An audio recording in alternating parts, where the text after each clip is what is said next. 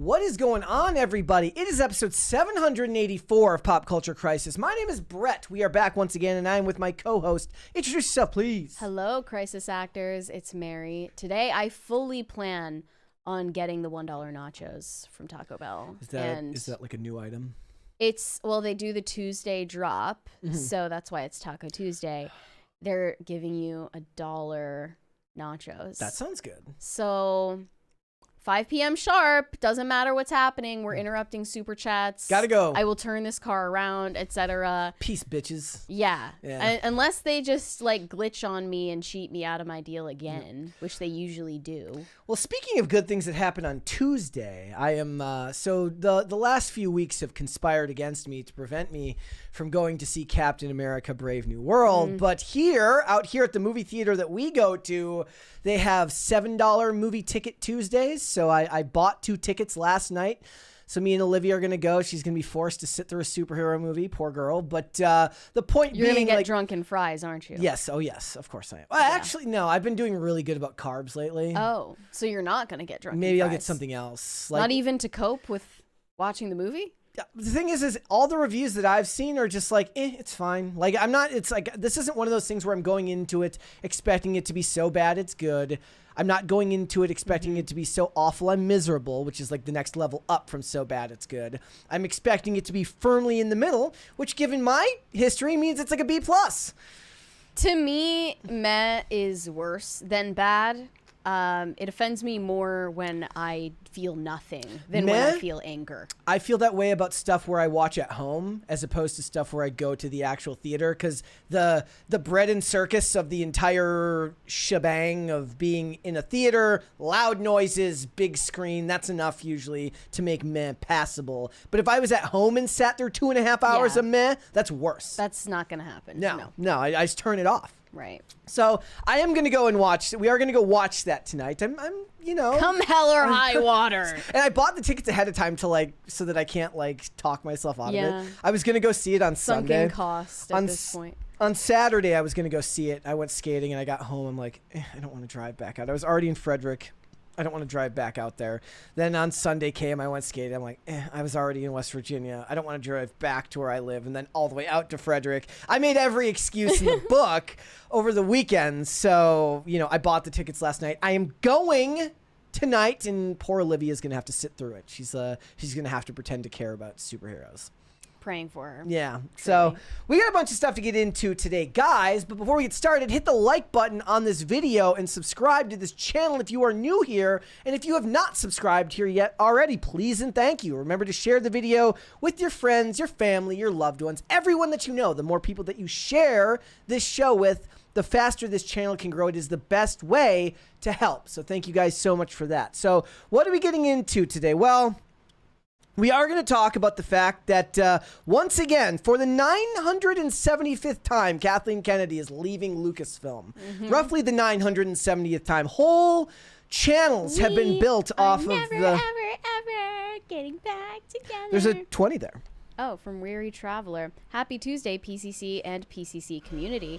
Remember, Tuesdays are worse than Mondays. Mary, I tried the new churros from Taco Bell, and they are very mid. Not bad, but not good. So like Captain America: Brave New World. Yeah, I'm still planning to try it. I might really like it. It looks fake and messed up, and it looks like something that would make RFK mad. Which is good. Tuesdays are slightly worse than Mondays. Yeah. They are. Yeah. They're so firmly in the week. Middle, yeah. Even Wednesday's better. Yeah, Wednesday is better. So we're going to talk about Kathleen Kennedy supposedly once again leaving Lucasfilm. Not that it matters, but we are also going to talk about Rachel Zegler. I believe that she has been watching old videos of Doug Flutie because she is attempting to throw the Hail Mary of all Hail Mary passes by pretending that she knows how to talk to an audience. I think she went through the world's most painful media training seminars because my post yesterday is she basically said, look, the reason people were so mad at me and the reason people are so mad about Snow White is because they're just passionate about the original. She's doing a fourth quarter Henry Cavill defense. Didn't see that one coming. I said that it read like a hostage letter. the whole thing read like a hostage letter if you read it. So we'll get into all of that. She's pretending to care about you, the fans. Part of the reason why it sounds like a hostage letter is because it was actually translated from Spanish. So it might be just the language barrier coming through there. It's 2 levels. So what it is not only is it in Spanish, it's also in corpo speak. So you're translating twice. So, you know, we're like a little under a month out from the release of Snow White, and they are trying to save this bomb, and I don't think it's going to work. So we're going to talk about that. We're also going to talk about actress Natasha Lyonne, who was at a red carpeted event and talked about how sad it was that 12-year-olds can't get abortions. Yeah. We'll get into it. We're also going to talk... It's just like enough said. Yeah. We're also going to talk about Blake Lively because there's public comments coming to light from her and her husband. They're talking about sex all the time, and, you know, it calls into contrast and flies in the face of stuff that are being making claims. Because she's just an innocent little baby who was very offended by the sexual comments that were made to her on sets. Even though her entire public track record is that she has an incredibly lewd sense of humor. I mean, I don't think anybody believes that you can actually be offended in Hollywood. That's ridiculous. There, I changed my wording. All right, if you are ready, we can get started. You ready? Yeah, let's go. All right, let's get started then. All right, so as I said before, whole YouTube channels have been built off of Kathleen Kennedy and Lucasfilm. We don't honestly talk about Star Wars and Lucasfilm all that much. I think the last time we really paid a whole lot of attention to it was when Dial of Dysentery, as they such called it, was being made and then released and then bombing at the box office. But in general, I think we reviewed Obi-Wan on this channel and we've talked about it passively at times, but there is a whole industry based around the fact that everybody hates Kathleen Kennedy and they want her gone at Lucasfilm. Well, tick box, it is another year and it is another time for another one of these rumors to come forth. Yes, Kathleen Kennedy, the longtime president of Lucasfilm, is expected to step down at the end of 2025, intends to retire after her current contract ends, according to a source with knowledge of her plans.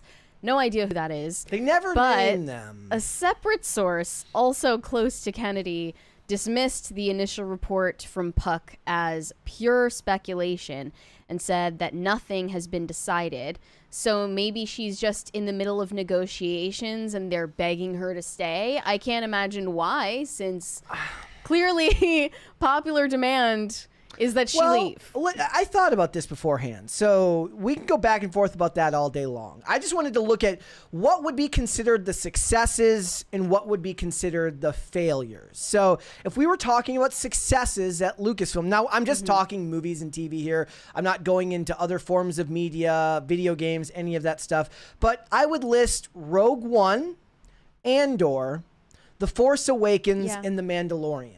Now, the problem with that is that Andor is a success in spite of the fact that the ratings weren't that great and the budget was massive for both seasons. But the fact of the matter was it was highly regarded by both fans and critics as a very good show. The Force Awakens is actually both a positive and a negative because despite the fact that it made like $1 gazillion, it made $2 billion at the box office, that movie is used as the benchmark to show just how bad the movies fell from that point forward. When you go down the line, then you get to The Rise of Skywalker, which only makes half of the $2 billion. Now, it still makes $1 billion, but from one movie to the third movie, it loses $1 billion of punch at the box office. And then The Mandalorian is their other example of success, but I think most people would attribute that to Jon Favreau and the implementation of Grogu or Baby Yoda as a marketing tool. I'm sure that's made them a lot of money. And I even said, like, this Mandalorian and Grogu movie that they're going to put out in 2026 almost certainly is going to be a huge success regardless of what happens because people are just going to take their kids to see it. So let's go through a couple of the failures then, shall we? Again, we're not going to get into huge details. So you do have The Rise of Skywalker, which loses half the revenue that the original Force Awakens box office made. You have The Last Jedi, which became like the most divisive movie in the history of movies ever. Like started whole movements and it's wild because I know I've actually watched like almost all of these and I have no recollection of feeling anything about them. Solo, a Star Wars story, proved the critics wrong, lost money at the box office. For the first time in history, a Star Wars movie managed to lose money at the box office. Book of Boba Fett, nobody cared. Dial of Destiny, which is Lucasfilm but not Star Wars, is universally panned and hated by just about all fans of the franchise. Obi-Wan, nobody cared. I forgot The Acolyte until right before we went live. I just wrote down The Acolyte, lol. Like, completely forgot about that. As for the Mandalorian movie, I do believe that there will be a success, but it's going to be interesting to see how audience translates from watching something on Disney Plus to having to go to the theaters for it. And then we have the Daisy Ridley New Jedi Order thing that's just been terminally in production and will come out around the time she hits menopause. Right, that's what I said, but I was like, oh, that's a little too harsh. Darth Menopause, that will be her bad guy. They're looking ahead to the Rey Skywalker movie and pushed the release date, or not even the release date, the date to begin filming even further into the future because they've already lost a couple of writers so far. Now they have George Nolfi hired to script the movie, and they're planning to begin filming in 2026. Like on December 31st, 2026. Here's the thing, though. And they're making changes to the plot right now. He also was quoted talking about what his vision is for the script, saying there's just this nonsensical word salad that makes no sense. No sense. The way I approach it is you look at what's come before you, the broad ideas of what they want to do, meaning Lucasfilm, Disney, Charmin. Still, we have Charmin Obaid Chinoy attached to the Rey movie to direct, and that's the first actual movie that she will ever have directed at that point of her life, the director. And then you do what a writer does and try to put beats of a story together, try and imagine characters, and then you present that with an understanding that it needs to honor, obviously, a long, incredible tradition. Yeah. What kind of answer is that? It doesn't matter because it's those types of interviews are designed to just vomit word salad. Nothing means anything. Let's just go. But like, here's the thing, guys. What's going on right now in the government is really, really funny. And it sounds like I'm making a non sequitur, but I'm not. Where Elon Musk sends out an email. He says, you need to respond to this email that says, like, list what you do in a week. Yeah. And everybody gets mad. Well, the reason people get mad is because either they're politically or ideologically opposed to him, or they just aren't doing anything. But here's the thing. There are two places in the world where you can fail upwards. The government and Disney. Because with Lucasfilm, how many people can release that many bad projects and keep their job?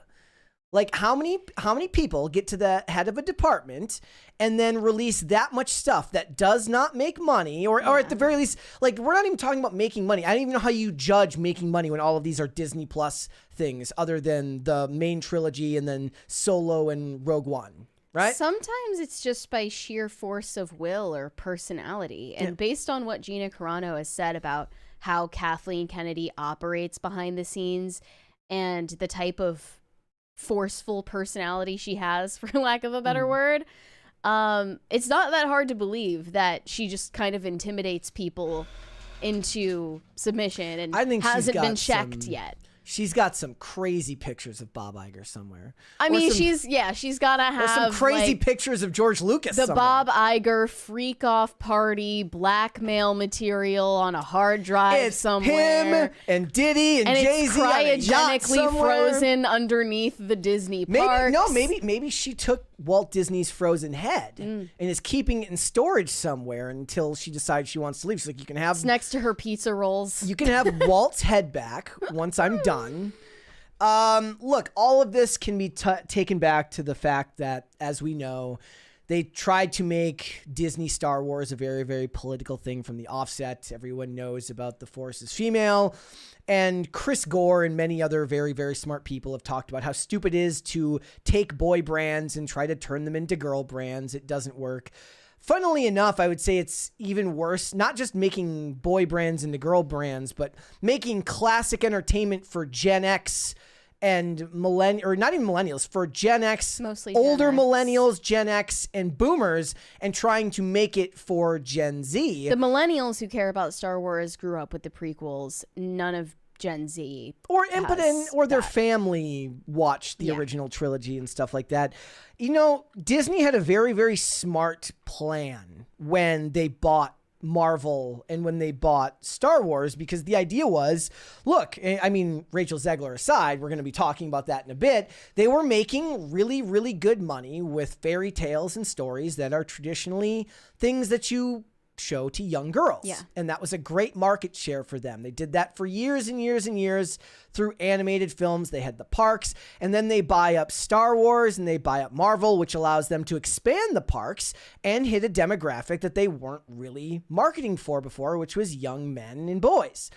Now they took both of those brands and they tried to Frankenstein them into something they weren't and make them brands that women would want, not understanding that women don't care about Star Wars and women don't care about Marvel. And don't give me the I'm a woman and I know this. You have to you understand what I'm saying. Yeah. En masse, women don't care about superheroes. Like I said, I'm dragging my fiance to Captain America. You know kicking better and than screaming anybody. tonight. They don't care, okay? And they don't really care en masse about Star Wars. So that's the way it is. Why not corner all markets and succeed? Why do some weird brand shift with Star Wars that wasn't necessary? Sure, I guess it's because Kathleen Kennedy is a feminist, and it's because Kathleen Kennedy, you know, puts her ideology ahead of the product.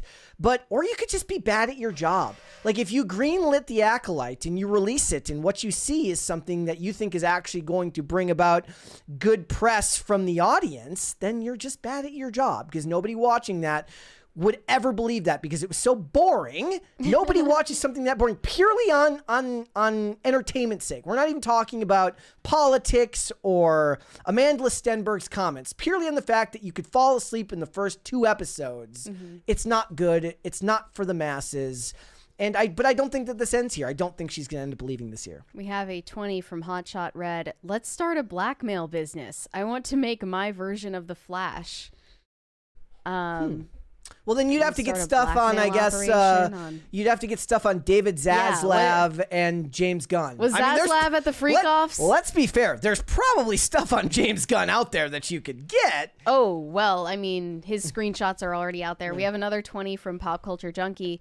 The construction of Kathleen Kennedy's contract was such that it was virtually impossible to fire her. Yeah. There has always been a question whether this was built into the departure of Lucas and the sale of the IP. Yep. That it was perhaps a handshake made between George Lucas and Kathleen Kennedy Yeah. from the very beginning. I mean, That's kind of he wild. anointed her in a way. Wait, did they make E.T.? Like, what if she just ruins E.T. on the way out? It's just a you're right. a big double middle finger to everyone. She gives you CGI slop. I think E.T. was No. Amblin Entertainment. Yeah, that wasn't Lucas. But I think George Lucas produced. Did he produce that? I might be misremembering that. It would be really funny if she just got her hands on E.T. and she, like, on her way out, she buys E.T. and Back to the Future and ruins both of them. No. Gender swaps everyone in Back to the Future and does E.T. CGI. Well, since you mentioned this, No, I'm sorry. It was Steven. Yes, no, it was Steven Spielberg that did directed E.T. it, but I don't know if Yeah. any. Do you? Are you saying Lucas produced it? I don't know. I feel like I heard that somewhere, but I might be misremembering. Either way, it doesn't matter. It's still funnier to think about her. She just goes out and buys some more beloved properties and ruins them as she Just retires. for the fun of it. You said she's a billionaire, right? I think that it's that I'd look Or it at up. least close. She's made a lot of money in her day. She could not work for the rest of her life if she wanted to. But since you mentioned this trend of failing upwards and just how puzzling it is that you can keep your job failure after failure, we'd be remiss not to mention Marvel here and Kevin Feige. The creator of Deadpool, Rob Liefeld, has been blasting tweets out nonstop, calling for Kevin Feige to either get fired or resign. Take some context here. Okay, so I did a video about this recently. He did recently very publicly cut ties with Marvel because he wasn't invited to the after party for Deadpool and Wolverine, and he felt very slighted. I'm enjoying the pettiness. Well, it was because he wanted to get a credit in the beginning of Deadpool and Wolverine, which was a huge movie. So he wanted a credit in the movie. He also felt like Kevin Feige was giving him the cold shoulder at the premiere event for the movie. It's very... He wasn't invited to the after party. He didn't feel cool. So, yeah, he got burnt, and I was now right. he's... Kennedy co-produced E.T. Okay. Her and Spielberg. He's basically just Twitter fingering it up, and he posted, "Get Feige off the mound. He's spent," in response to the Brave New World domestic box office numbers, which were disappointing. He also said, as shared by Scott Mendelson, "MCU is an extended downside. This is beyond a trend. It's become the norm. If this was sports, Feige would be removed. Marvel brand is like Dodgers, Lakers, Yankees, Celtics. Coaches that win championships are removed a year later." Oh, Celtics. When the results are disappointing. Larry Bird played for the Celtics. He said, box office analyst Scott Mendelson lays it all out. "It's not a secret, and it's beyond a trend. It's the norm now. 8 movies crash over the last 3 years. Don't we want better movies? You get the curiosity crowd, then plunge." Yeah. Other than Deadpool and Wolverine, obviously. But the rest of them you could pretty much say are failures. I feel like there's the possibility that Thunderbolts could have been like the sleeper hit of the year, but that would have only have been if Brave New World had been a really, really good movie, even though they have nothing to do with each other, inherently different creative teams, other than the fact that they're both under the Marvel umbrella. But we'll have to wait and see. It's in the same universe. Yes. With leftover TV characters that nobody cares about. Yeah. They really want Yelena to be a thing. They really want Yelena to be a thing because they want Florence Pugh to be a thing. It's not going to work. I still believe that she's not a bad actress. The saddest thing is that the person got screwed more than anything is Iman Vellani, who's the only likable person in Marvel. Even though everybody hates Miss Marvel, Iman Vellani is an eminently likable young actress. You know, who Xochitl Gomez seems like a nice girl too. Not in the same Not way. as charismatic. Not as charismatic. But she seems nice. There's something eminently likable about Iman Vellani, and sticking her with Brie Larson in a movie that nobody was going to watch. Like I almost believe that they would have been better off instead of doing the Miss Marvel series that nobody cared about. But a lot of the people that did watch it said it was fine and said that they enjoyed the family element that was woven into it. I said if they had given her a medium budget 2-hour movie by herself and not immediately after not immediately after Endgame, waited until midway through, they would have been better off because the young actress could have carried it on the charisma of her personality alone and her very, very real and honest love of the franchise. She seems to love Marvel the way that Tom Cruise loves movies in general. Yeah, it didn't feel like when she was in Captain Marvel, no, not Captain Marvel, the Marvels, doing this like fangirl act for but Captain when she Marvel, does it, you believe it. She was doing that. It didn't feel like it was contrived. It felt real. They need to. Like she was drawing on real enthusiasm. That would have been good. I would like to see that. She still has light in her eyes that Brie Larson doesn't have. Well, she never had that. I mean, she maybe never had. She always the way I always saw that was she always felt like she was above the material. Maybe. It's just, how are there so many of these people, you know? They're like she said Sochi correctly. They're like trying to correct you on the pronounce. She said Sochi. What is it supposed to be? No, it is Sochi. They're like you pronounced it right. You pronounced it correctly. So, yes. The fact of the matter is both of these franchises are a shell of their former selves. It's really, really funny because I like to cover these things, but nobody cares about the videos because nobody cares about Marvel anymore. Yeah, they don't. Interest has dried up. It really has. So, all right. But again, do I believe that Kathleen Kennedy is leaving anytime soon? No, not as long as she's got those freak off pictures of Bob Iger somewhere that she probably has. Maybe she'll leave and Gina Carano will take her place. Okay. How about that? All right, let's move on then. Fiction. Right now, Trump derangement syndrome is still present in Hollywood. I'm honestly surprised so many years after the height of 2016, 2017 TDS, it's still melting the brains of celebrities like Madonna. She just tweeted over the weekend a bizarre photo of herself staring into the distance. It looks like this has professional lighting, too. Yeah. She appears to be reading a religious text from the Kabbalah. And she captioned this photo saying, "I thought this country was built by Europeans escaping living under the rule of a king to establish a new world governed by the people. Currently, we have a president who calls himself our king. If this is a joke, I'm not laughing." Sorry, I'm laughing. It's supposed to be really serious and somber in tone. And she kind of wrote this in prose, the way that Jordan Peterson writes tweets. So in this photo, people took notice of the fact that she's reading the Zohar, and they identified exactly what verse is on the page. She has been a devotee of Kabbalism since at least the 2000s is when she publicly converted. And she obviously has made a lot of comments against the Catholic Church and makes that part of her brand as well. But for some reason, she felt that that was an important detail, an Easter egg to include in the composition of this shot.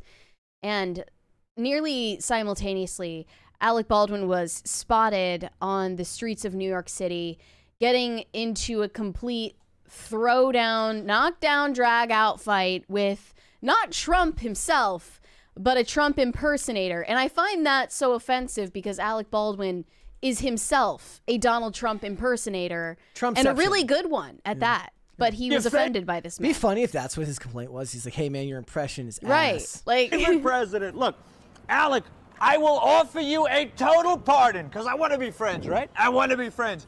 I will give you a total pardon for murdering that woman if you kiss the ring. I'm surprised this isn't Alex Kiss Stein. the big beautiful ring. Come on, Yeah, Alec. seriously. Come on, look at Alec Baldwin, right?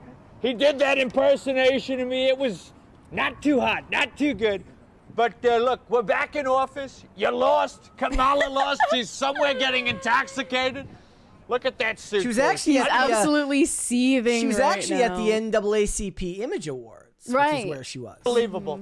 Well, Alec, if you don't want that pardon for murdering that woman in cold blood, Oh. you can call it first degree, you can call it whatever you want, but it was not good. She's looking down on me right now, smiling, happy. Thank my you gosh. for confronting the man who took me out, who killed me, and that's okay. Now, let me ask you a question. Sure. No, you realize, but by the Whoa. way, no, look at me. I want you to Yeah, look in the sure, eye. sure. You you got a camera on me here? The ring, no, it's the ring. But you realize my kids live in this building, right? But I want you to know something. We love the children. We're doing great deals for the children. Okay. If there's a camera was here, I'd snap your fucking neck in half and break your fucking neck right out. So you know that, don't you? Okay. All right, Alec Baldwin. Great timing with that one. Thank you. I like my suitcase. Was there more after that, or he just threatened the guy? Threatens the guy. Okay, you know what? When someone is standing in front of you, basically accusing you of first-degree murder in cold blood, is the correct response to come up to them and threaten to murder them in cold blood? Like, does that make you look any better? No. It does. But the thing is, I mean, the guy should have just walked away. How does he? Doesn't he have security? Like, yeah. who would be responsible for protecting him from a wild lunatic on the street? I mean, like this? doesn't it kind of it throws cold water on the idea that they think Alec Baldwin is dangerous, because they wouldn't have tried this if they thought he was dangerous. But it does seem like he just gets in people's faces. Like, He does. Let's He be has- real. Like, Alec Baldwin lives the life. He gets to just he just gets to cause ruckus everywhere Shooting he goes. people, get shot and brawls killed. everywhere. Brawls. I'm telling you, I fights. looked through like all of these Alec Baldwin headlines just earlier, and it was just one after the other from over the years. He gets into public fights with people. There was the lady at the coffee all shop. the time. There was the lady. Him like kind of pushing her. I think in the video you can see that he was like getting a little bit physically intimidating. That was just late last year. Alec Baldwin, this is also from last year, gets into heated confrontation with anti-Israel protesters in New York City. He's in this video screaming at them. How did he even end up in a situation like that where he is, up close and personal with the commoners, screaming in their faces? Yeah. Also, this is from back in 2012. Alec Baldwin tussles with photographers. He goes off on a Twitter rant afterwards for basically attacking a paparazzi in the street. And then there's the voicemail that he left his daughter when she was the crazy voicemail. Notoriously, he has anger issues. And then this is from 2021 following the Rust shooting. I They think say a lot of from this... a parking lot brawl and homophobic slurs to battles with anger management, drinking, and drugs. How the movie set shooting tragedy is a latest dramatic episode to hit Alec Baldwin's turbulent career. It's not just his career, though. This man is mentally unstable and has shown people that. I think what it is that when he comes home every night, he doesn't know what accent his wife is going to use, and it's driving him nuts. What she needs to do in situations like this, she should come out of the apartment building and start defending him. In a very, very unintelligible fake accent. I think there were actually reporters outside of his house asking him questions about the Rust trial when that was still going on. Yep. And she came outside to scream at them and defend her mans, which no hate there. I mean, he's your husband after all. But she's fearless and crazier than him. They're literally the meme. Yep. She was his queen, and God help anyone who disrespects his queen. I imagine that for a guy, he's kind of indicative of Hollywood of old, right? He's kind of in the age where Charlie Sheen just tucks his tail between his legs and says, "Yes, my daughter can do OnlyFans." We've at least got Alec Baldwin out here acting crazy. Yeah, I guess that he just has license to behave however he wants, and he knows that he's not going to face consequences for it. You know what nobody's sad about is that he knows that would have been a great SNL skit, but they can't do it on SNL because they're pussies. Well, he's also not willing to be the butt of the joke anymore. Exactly. So well, I'm saying if he anyway. wouldn't be allowed to be in the skit, and he wouldn't allow it. I feel like, we could kind of house all of these people in a special TDS asylum, where some of the nonviolent offenders like Madonna would end up rocking back and forth in the corner. Did you see this? Alec where Baldwin is in the padded cell. The View is told to tone down the anti-Trump rhetoric. Told by ABC. Yeah, yep. Wow. ABC, which is owned by Disney. All right. Vibe shift. Oh, that's exactly it's what the it is. vibe shift. What they could do instead of silencing the leftist opinions is actually invite a real conservative onto the panel to be one of the mainstays on the View. But they won't do it. They just simply won't do it. You would need to split the panel so that it's equal numbers on each side. Right, but even when they have one holdout that's supposedly more right-wing than the rest of them, she ends up getting bullied into silence or completely changes her views because she's getting, ganged up on every day. So then it's a wash. She's not even I think Anna Navarro was the Trump aide that they put on the panel, and she ended up completely coming out as anti-Trump after all. Because it's just easier to go along to get along. Right. Especially and when you're getting that Joy Reid money. Did you see that? She's making millions upon millions of dollars, just like Rachel Maddow, and they canceled Joy Reid's new show. Well, what do you? She was going to get a new show. I'm saying they were all making millions of dollars on these shows, oh, right. but not expanding them. Yeah. Yep. Alec Baldwin is one of those guys where I'm like, bro, he doesn't need to work anymore. I mean, they're doing the reality TV show I know. about his family. What was it called? Was it just called The Baldwins? Yeah, I don't know what it was called. 7 kids and his wife, right? Is Haley gonna be in it? Maybe. Probably not. No, Probably not. It'd actually be really funny if there was a side quests with her and Justin. No, where he goes to have bro time with Justin, and Justin is just like, I'm really uncomfortable right now, and I don't like you. I don't want to hang out. Maybe with it's maybe he's the one who taught Justin how to fight. Because Justin, if you guys didn't see, Justin Bieber got into a fight at a charity hockey game the other day. Something very pugnacious in this family. Yep, I like it. I like it. But Alec Baldwin, you know what? Well, what would you do in this situation? See, but and the thing is, like, if he had just been making like regular jokes, I imagine that it's very easy to just keep going and walk. But when you bring up the murder of another human being, you know, I expected this exact response. The alleged murder. Yeah. Right. The alleged murder of another human being. Well, I mean, it's bizarre. Like because Josie responded, he is so mad. I'm like, well, yeah. He's literally getting accused of yelling murder. at him, and and remember, this guy's not just talking quietly. He's yelling to an entire street of people that this dude is a murderer, even if you are. What is the proper response in this situation? It's probably still to just ignore, because you know you're getting recorded anyway, and you don't want to give the guy trying to get content what he wants. Yeah. I mean, It's he's like probably, if you don't say anything back, he's not even going to post the video. It's like when people do that. It's like when people leave you mean comments online, and what they want is a response. Doesn't matter if it's positive or negative. They just want you to respond. See, that's what Alec Baldwin should have done. He should have turned to the Donald Trump impersonator and said to him, look, I just really want you to like me. Yeah. Like, I really want you to think I'm a good person. That would have been good. All right, let's move on then. It looks like in the age of Ozempic, the previous mores of body positivity in Hollywood are beyond dead. And it's interesting to watch all of these people who used to say that, you know, every body type, every size is beautiful. They have exposed themselves for not only being vain, but also being lazy. I do think that Ozempic is the easy way out. It's a magic pill. And it's going to be revealed in the years to come that the side effects are more serious than I think people are taking it.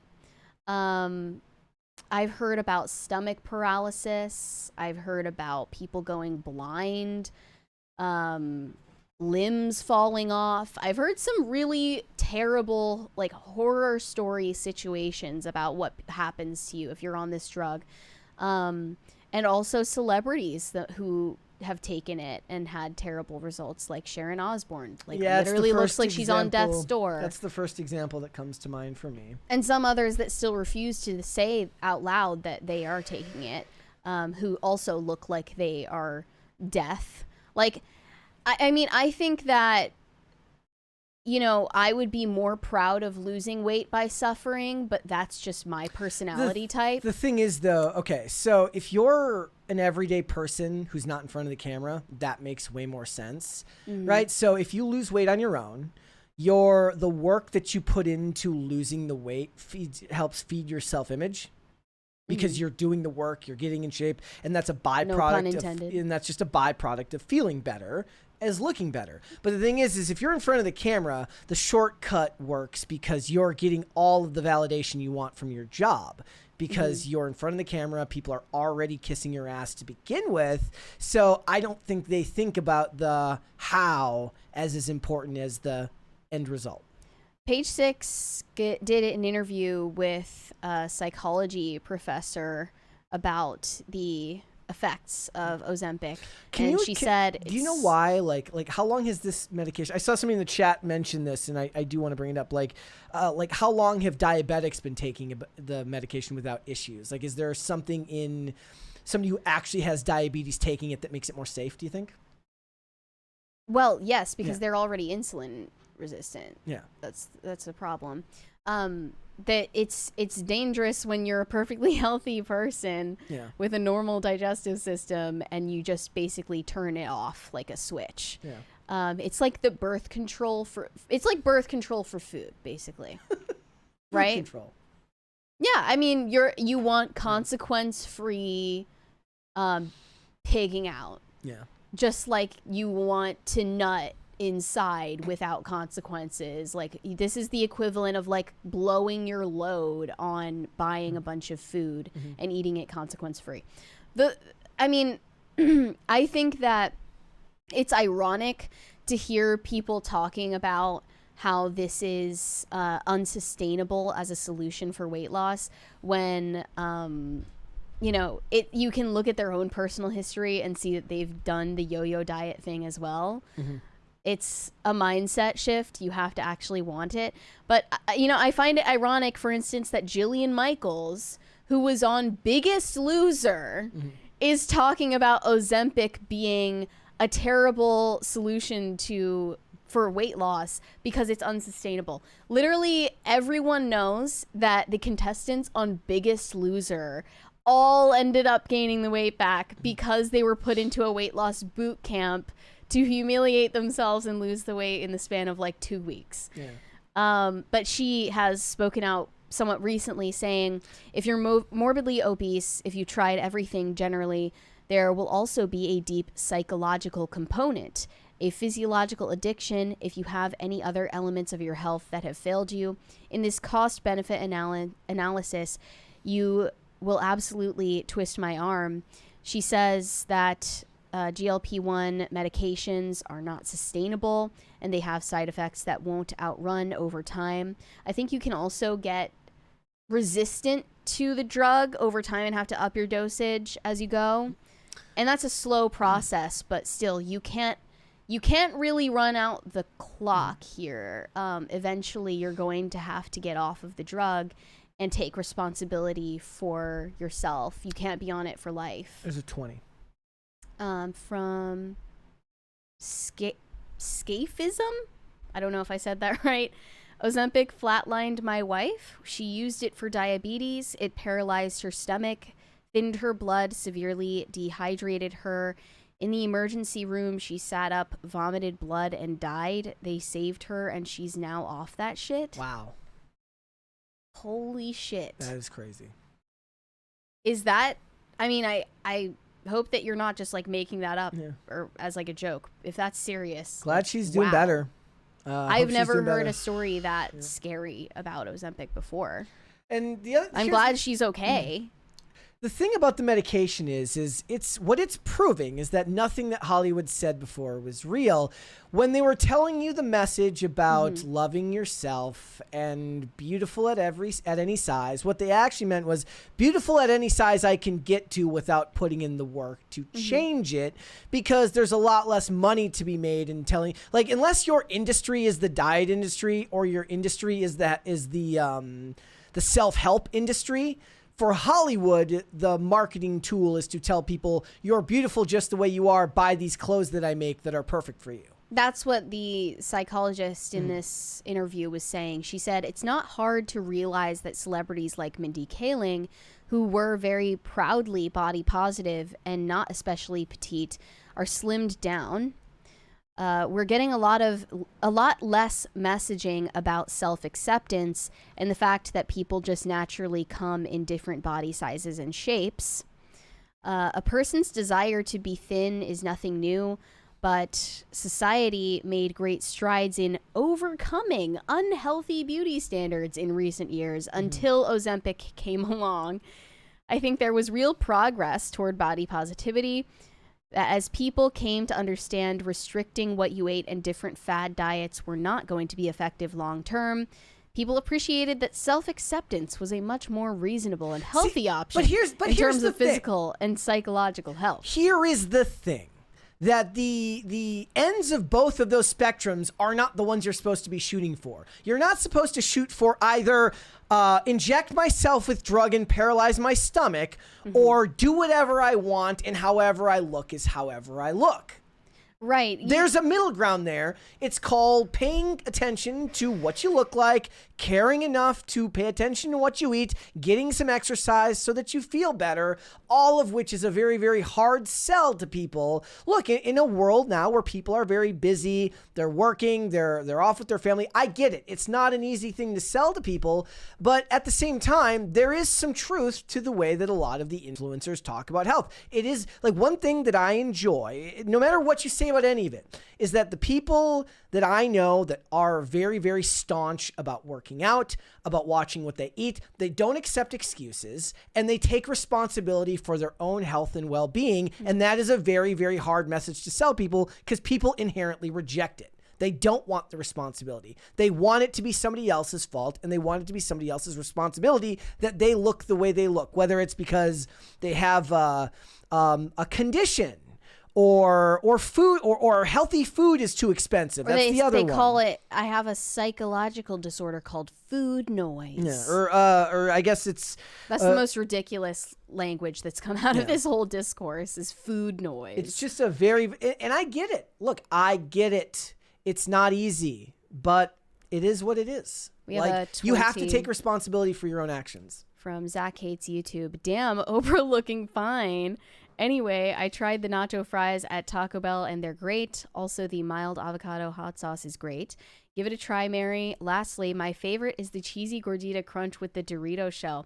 I love how we're sitting here talking about self-discipline and I'm like, I'm totally gonna eat nachos after this. Drunken fries at the movies. It's about moderation, okay? Yep. I think that, you know, aside from Ozempic being the next replacement for a diet fad, most of what I've seen lately is, and I've also been getting like algorithmically pushed this type of content. It's about, you know, all of these right-wing diet fads. Carnivore. Keto. I mean, not so much keto anymore, but carnivore, animal-based diets, raw milk, uncooked, like raw meat, and, you know, all of these other things involved in it, like putting beef tallow on your face and doing red light therapy. I saw, we were blah, at the blah, grocery blah. store. Me and Olivia were at the grocery store yesterday, and it was like beef tallow was like $14. I'm like, I'll just die young. Yeah. I was like, fuck it. Yeah, I mean, I'll just die young. now that's turned into the next fad. Look. When it was in the 2010s, it was veganism. In the 2020s, it's carnivorous diets. And I'm just thinking, like, can we just be normal? You know, Look, like that would be great. Let me sympathize with you a little bit. Like, look, I would love to lose about 10 to 15 pounds. For me, I was in the best shape of my life when I was skating every day, but it had nothing to do with the skating itself, because skating, when you do like tricks and stuff, it's low cardio, meaning you skate up to the obstacle, you jump, you land. Now, it gets cardio heavy if a trick takes a long period of time, but in general, it's low intensive cardio, and mostly it's about working muscles just from your legs and movement. But I was walking to get everywhere because I lived in a walkable city, but in general, I was just poor. Fine, whatever. So walked everywhere to get everywhere that I went, which allowed me to eat like a pig and eat whatever I wanted because I got so much exercise that I could be unhealthy in one aspect of my life, because the other aspect of my life was so healthy that in my mid-30s, I was skating better and in better shape than I was in my 20s. And the reason for that is I was getting a lot of cardio each and every day. That is very hard to do if it is not built into how you have to live your life. So it's one thing if you are walking to get to work, walking to go get groceries, walking to go skate, walking to go do all this other stuff. That's great. Now, if you have a car, you don't go do that unless you have to. Yeah, there are almost no areas in this entire country where that is realistic for people to do. So for me now, I even noticed it early on where I was like, why am I so much more like stiff when I start skating? Oh, it's because you didn't walk a mile to get there. Like, and the thing is that was built in out of struggle for me. I get it. Like, most people aren't going to choose the harder option. I'm certainly not doing that right now. I could. Like, there was a point in time where I was like, when we were still at the castle, where I was like, look, because where I live, I'm about a 15-minute walk from the castle. So theoretically, I could have walked to work, showered at the office, and then gone about my day. But let's be real. Unless that was the only option, that wasn't going to happen. It wasn't going to happen. I see. We have another 20 from Zach Hates YouTube. Somehow PCC became my favorite podcast. Let's go! Rogan is great, and so is IRL, but you guys bring really good vibes and cheer me up anytime I click on the show, no matter the subject matter. Thanks again for keeping us all company. That was very sweet nice of you to Thank say. You. Thank you for liking our show, even though you hate YouTube. It means a lot. Ethan Miller says, be poor to lose weight. Bort. Yes, that's what I'm saying. But the thing is Well- people have an excuse for everything. Then they say, like, the only reason I can't lose weight is because poor people have to eat unhealthy food, right? You will make an excuse at every level. At a certain point, nobody's going to care. They're going to say, it's your responsibility. Figure it out. You're an adult. Another part of this that's so funny to me is how much our standards for, someone who's the picture of health have fallen. Yeah. Like, now you look at the results post Ozempic on a lot of these celebrities who used to be plus size, and they get down to, like, not trying to be rude or anything, but they get down to, like, sometimes still overweight, sometimes just barely on the cusp of still being overweight. Yeah. And this is someone who would have been called a land whale in a tabloid magazine back in 2004. 2004. So, we're not exactly shooting for the stars here. Like, we're not back to, I guess they would call it heroin chic beauty standards. Nobody's glamorizing eating disorders. I never understood that. I'm not seeing cocaine that. Chic. It shouldn't be heroin chic. I mean, yeah, but you get what I'm saying. Like, they're basically, Mindy Kaling now, post Ozempic weight loss, is the same size that Jessica Simpson was pre-Ozempic weight loss. Yeah. And she was bullied for, like, basically being a size 4 in the 2000s. Which maybe you could say was to the far other extreme, and that kind of sentiment needed to be tempered. But, maybe that's not true. Like, maybe it's okay that, all of these celebrities were getting picked apart in the media for having muffin tops. Like, that's something I see comes with the territory of what they do. When it comes to Hollywood, it's okay for the men to be unassuming and average looking. It is not okay for the women to be. It is now, but it wasn't back then, unless you were playing Meemaw or a grandma, Like, the amount of times when I watch, and I'm not attempting to be mean to anyone in particular, but, like, when I watch TV now, I'm like, these people just look so normal. Not fat. I'm saying, or like, commercials, they look whatever. normal. No, not commercials. Commercials that actually benefits you. Too, you're though. supposed to look normal in commercials. You're not supposed to, like, you're supposed to be Not representative. If you're marketing for, like, Dawn dish soap, I don't expect a supermodel to be doing the dishes, okay? But if I'm watching TV, like, okay, so I'm watching Reacher season 3, and the lady that plays Duffy is the most average, normal-looking person that you've ever seen. Well, in season 2, it was Dixon, which was played by Serinda Swan, who was an exceptionally, conventionally attractive woman. And she's probably my age or a little bit older now. But, like, the point is like, in 2011 or whatever, she was a very, very above average, attractive level woman on television, and that was the norm. Right. Now, you just expect them all to look like average, everyday people. Whatever happened to CW beauty standards? That's 110% true. Like, if I'm turning on the CW, absolutely nobody should look like a normal person. I should look like I just walked into a supermodel convention. Right. Like, it should look like I just walked into a supermodel convention. And that's what I always laugh is, like, people didn't realize that Stephen Amell was as good of an actor as he was, because he's like James Spader when he was younger. Was the joke was like, James Spader didn't get recognition until he went bald. Like, like, sometimes they're like, you forget that some of these people can actually act. Yeah, I don't know how I feel about the popularity of Ozempic, though. Like, at once, that's nice that some people are finally able to look the way they wanted to look. Yeah. However, I just feel like they should have suffered. They should have just dealt with it. No, I think that they should have suffered in order to look better. That's how I feel. Is that messed up? No, I mean, I just feel like they should have suffered. Maybe a tiny bit. And that would have been better for them too. Yeah. So I'm actually, like, speaking in their interest.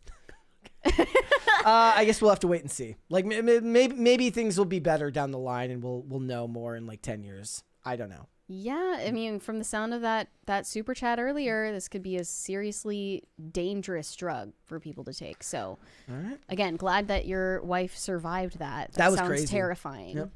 All right, what would you like to see, cringe or cute of the day? Let's see cute first. All right, we will do cute of the day first. Hold on, please.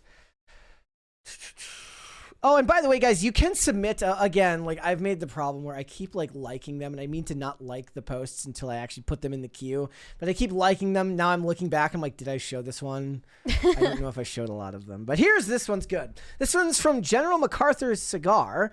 Cue to the day. Tuggles on his way to work. He wants to remind the viewers of the eco benefits of carpooling. Very cute. That is a very cute puppy. Dogs just love the car. They do. You know? We when I was coming home the other day, I was in like a caravan of cars, and there was 3 cars all with dogs with their heads out the window talking to each other. The dogs were barking. They were.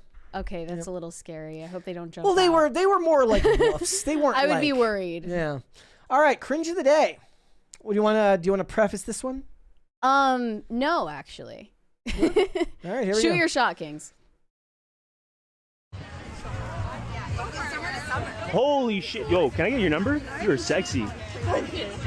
Yo, can I get your numbers? Yo, I'm gonna need all your numbers, like right now. Yo, cough that shit up. Numbers, phone numbers, dates, phone numbers, dates, you, date, phone number, date, no, phone number, date. Any dates with me, phone numbers, anything like that, no? Yo, excuse me. Oh, he should have asked the grandma there. Yeah. Date with me, phone number, anything like that, date, phone number, date, phone number, phone number, date. You know what it is? It's like, this like building up the courage to ask is like a muscle that you have to exercise. He's building a callus over his heart. It's exposure therapy. Phone number? Like now he's going to go out to a restaurant, and asking just one woman will seem like a simple task. Date, phone number, no? You guys want to go on a date with me? Date, no? Any of you, date, want to go on a date with me? Date, you want to go on a date? Phone number. Hey, phone numbers. Ladies, I'm charging phone numbers. If you want to go on a date with me, Just had to humiliate himself in front of like 100 people so that he'd have the courage to ask one. I'm telling you, he's gonna go out that night and he's gonna ask one lady, and it's gonna go real fast. Like his reaction to getting rejected the first time was just like, anyone, please. There's gotta be somebody here. Like, I noticed he's not putting the camera on himself. Yeah, I wonder if he looks like he's recording all of them so they don't want to talk to him. Looks like a perfectly normal. Well, his third video is at the Adult Video Awards, so Okay, he's not dateable. No. All right. Dateable. All right, let's get started. Rachel Zegler has taken a drastic shift in the tone that she's taking with the fan base. And it seems like they had to put her through some pretty intense media training boot camp over at Disney. It's time to lock in because the release date for Snow White is March 21st. We have very little time left to win back some goodwill with the audience. And unfortunately, it seems like from these responses, it's too little too late for Rachel. It was too little too late a year ago. I mean, it already was, but she's really just hammering it home and making an attempt to play nice with us. And you could even call it pandering. It's hard to tell. This was in a recent interview that she did with Vogue Mexico, and it was translated from Spanish to English. So if it doesn't make perfect sense, that's why. I want to start off by looking at the wording of the Variety piece about this, because it was very deceptive and so subtle the way that they do it. So they say, the Snow White remake has been a particular point of contention in some circles due to Rachel Zegler's Colombian heritage. Now, the second sentence completely disproves that argument, saying, the outrage came to a head when she called the 1937 original Snow White dated, featuring a prince that, quote, literally stalks Snow White. So was it a controversy about her being brown, or was it a controversy about her being a rude bitch? Yeah, not including weird, and then acknowledging the prince is a stalker, and not acknowledging that those are different issues than the fact that she was cast, and people had problems with the casting is disingenuous, because they were all things that mattered in the Right. context of the story. Not that the race swap hasn't come up in conversation, but most of the It's about her discourse about attitude. Rachel Zegler is about her personality. Truly, she has a personality problem. And I am not a fan of their decision to race swap Snow White, especially like given the description of this character as having skin white as snow. It's very clear that you should have chosen a white actress, but aside from that issue, we could have moved past that so easily. Look, and a lot of the people, the people online were the ones who are looking to farm clicks were saying Snow Brown and using that as a way to shock you into reading their tweet when Right. talking about this. But the thing is her quotes are far more of an indictment of this than anything else. The interviews at D23 or whatever event it was where her and Gal Gadot just went off on this stuff, and Gal Gadot, she got left free and clear. Nobody cared that She started said, it. She kind of started Rachel all of Zegler's this like stuff, pointing the and- finger, like she started it. and nobody it wasn't well, the thing me. is, Gal Gadot had years of goodwill built up, so she got out of this scot-free. I just always have my mind blown by how blatantly they're using like the race swap as a shield for her criticism. Even now, like it's less than a month until this movie comes out and you still haven't dropped it. But anyway, I should get to what Rachel Zegler said. She now interprets the controversies as an overprotective reaction to a beloved Disney classic. She said, I interpret people's sentiments towards this film as passion. What an honor to be a part of something that people feel so passionately about. Okay, here's the thing. We're There not was, always going to agree with everyone who surrounds us, and all we can do is our best. I understand that the conversation comes from the community not wanting to be seen as a monolith, but the reality of being Latino and working in this industry is that we try to represent the entire diaspora. I know where I've been. I represent it in my narrative, and I carry it in my heart every day. No one can ever tell me that it's not a part of me.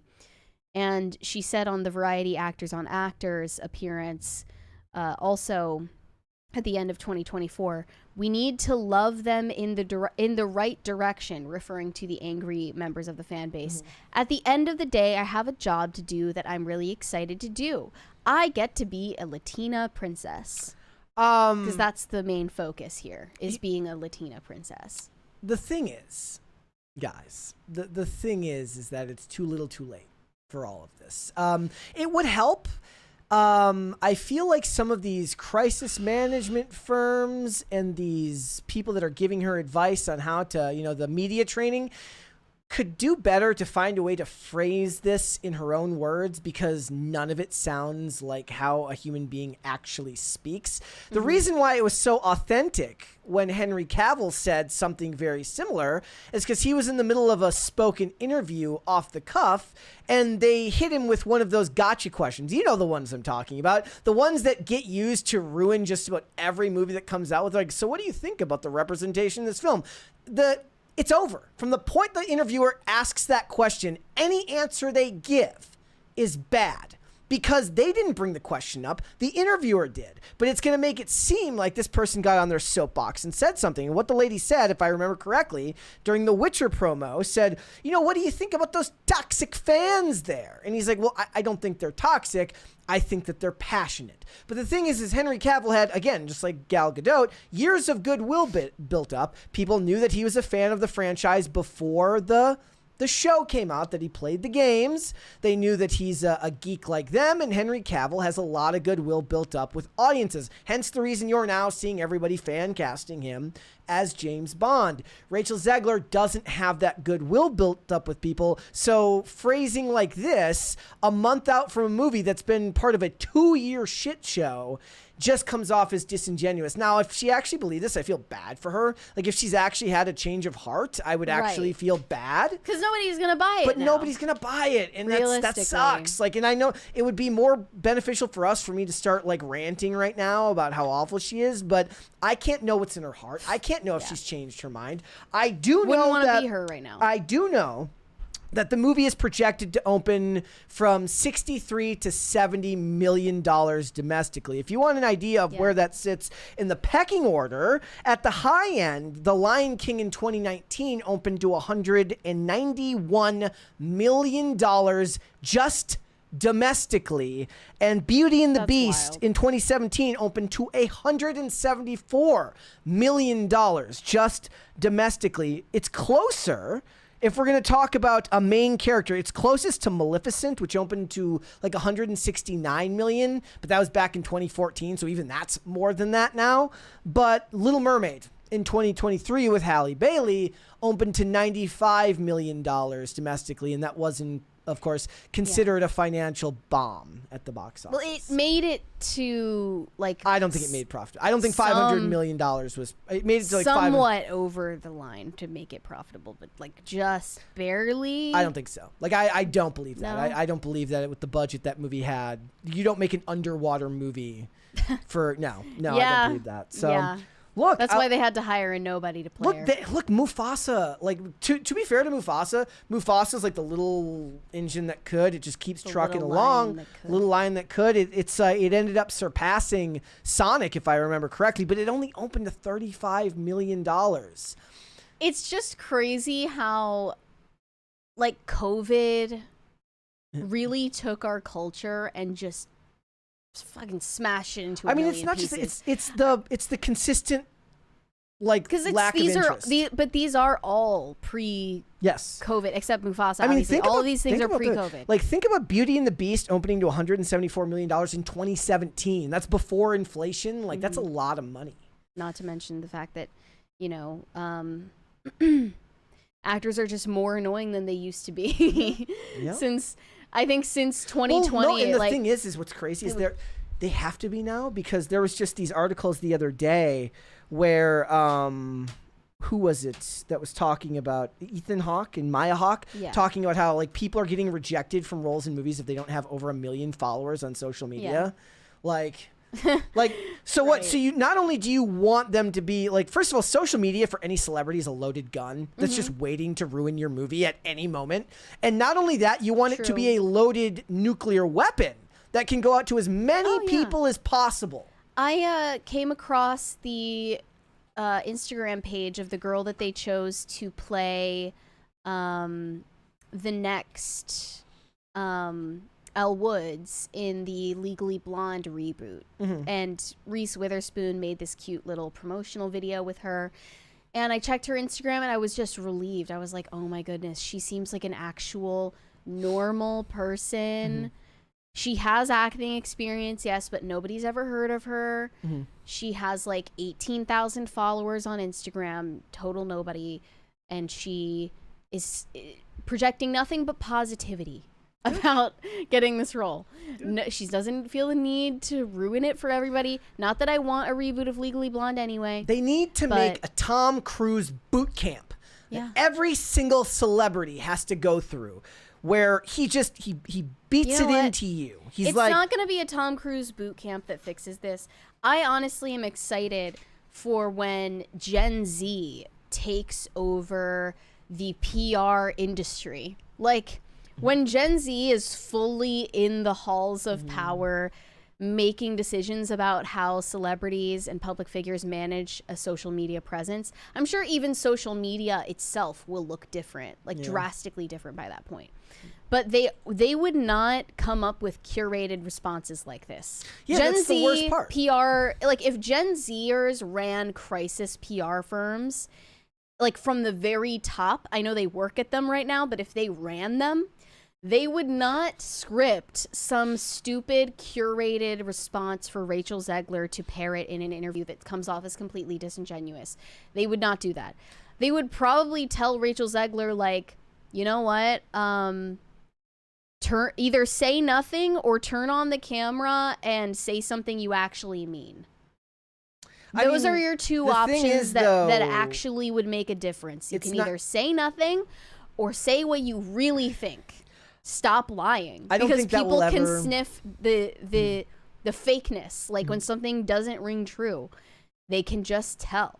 I think fake is built into the business model. I don't think that companies that are investing hundreds of millions, if not billions of dollars into these industries are going to risk just be authentic. I think that but you can also choose silence. That you have two options. Then that's the option that Gen Z will be left with, because I don't think that I don't think that anybody who's investing that much money, and the people investing this money will not be the Gen Zers. The people investing this money. Well, here's what I mean by that, though. I mean that if Rachel Zegler like actually took to her social media for something other than a Trump rant for once, and she this is something I'm saying would resonate with me. If she said, like, you know what, we really got off on the wrong foot, to say the least. I said these things 3-4 years ago at this point that... I don't think she thinks that, though. I don't think No, yeah, exactly. Yeah. But if she really... Like, you're saying if she had a change of heart, we wouldn't know. Yes. She appears to be trying to convince us that she had a change of heart. But if she said, we got off on the wrong foot, I said some really crazy things about Snow White several years ago, and I'm pretty embarrassed about it. It kind of snowballed, and I didn't know what to do because it was embarrassing.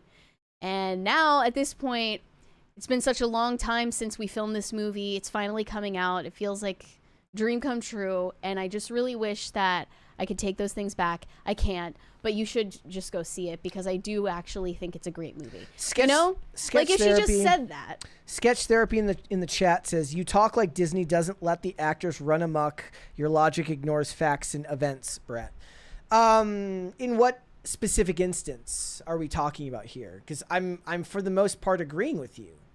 They do. Well, we were making jokes about sending them to a media training boot camp, but she must have gotten some kind of guidance. It wasn't good enough. No, she has a PR firm. But what if she did in a crisis management What if she did firm? a video that was like that? Would you feel like that was something real for once? I would that's how I would feel. I would have to watch it. I mean, I'm planning on watching Snow White regardless, so it's nothing to me. Yeah. But I am excited to see it.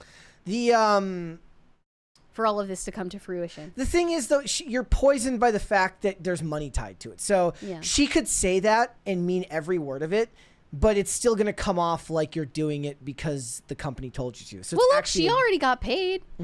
So it's nothing to her. That doesn't matter. The company can still the company can still mandate that she says it.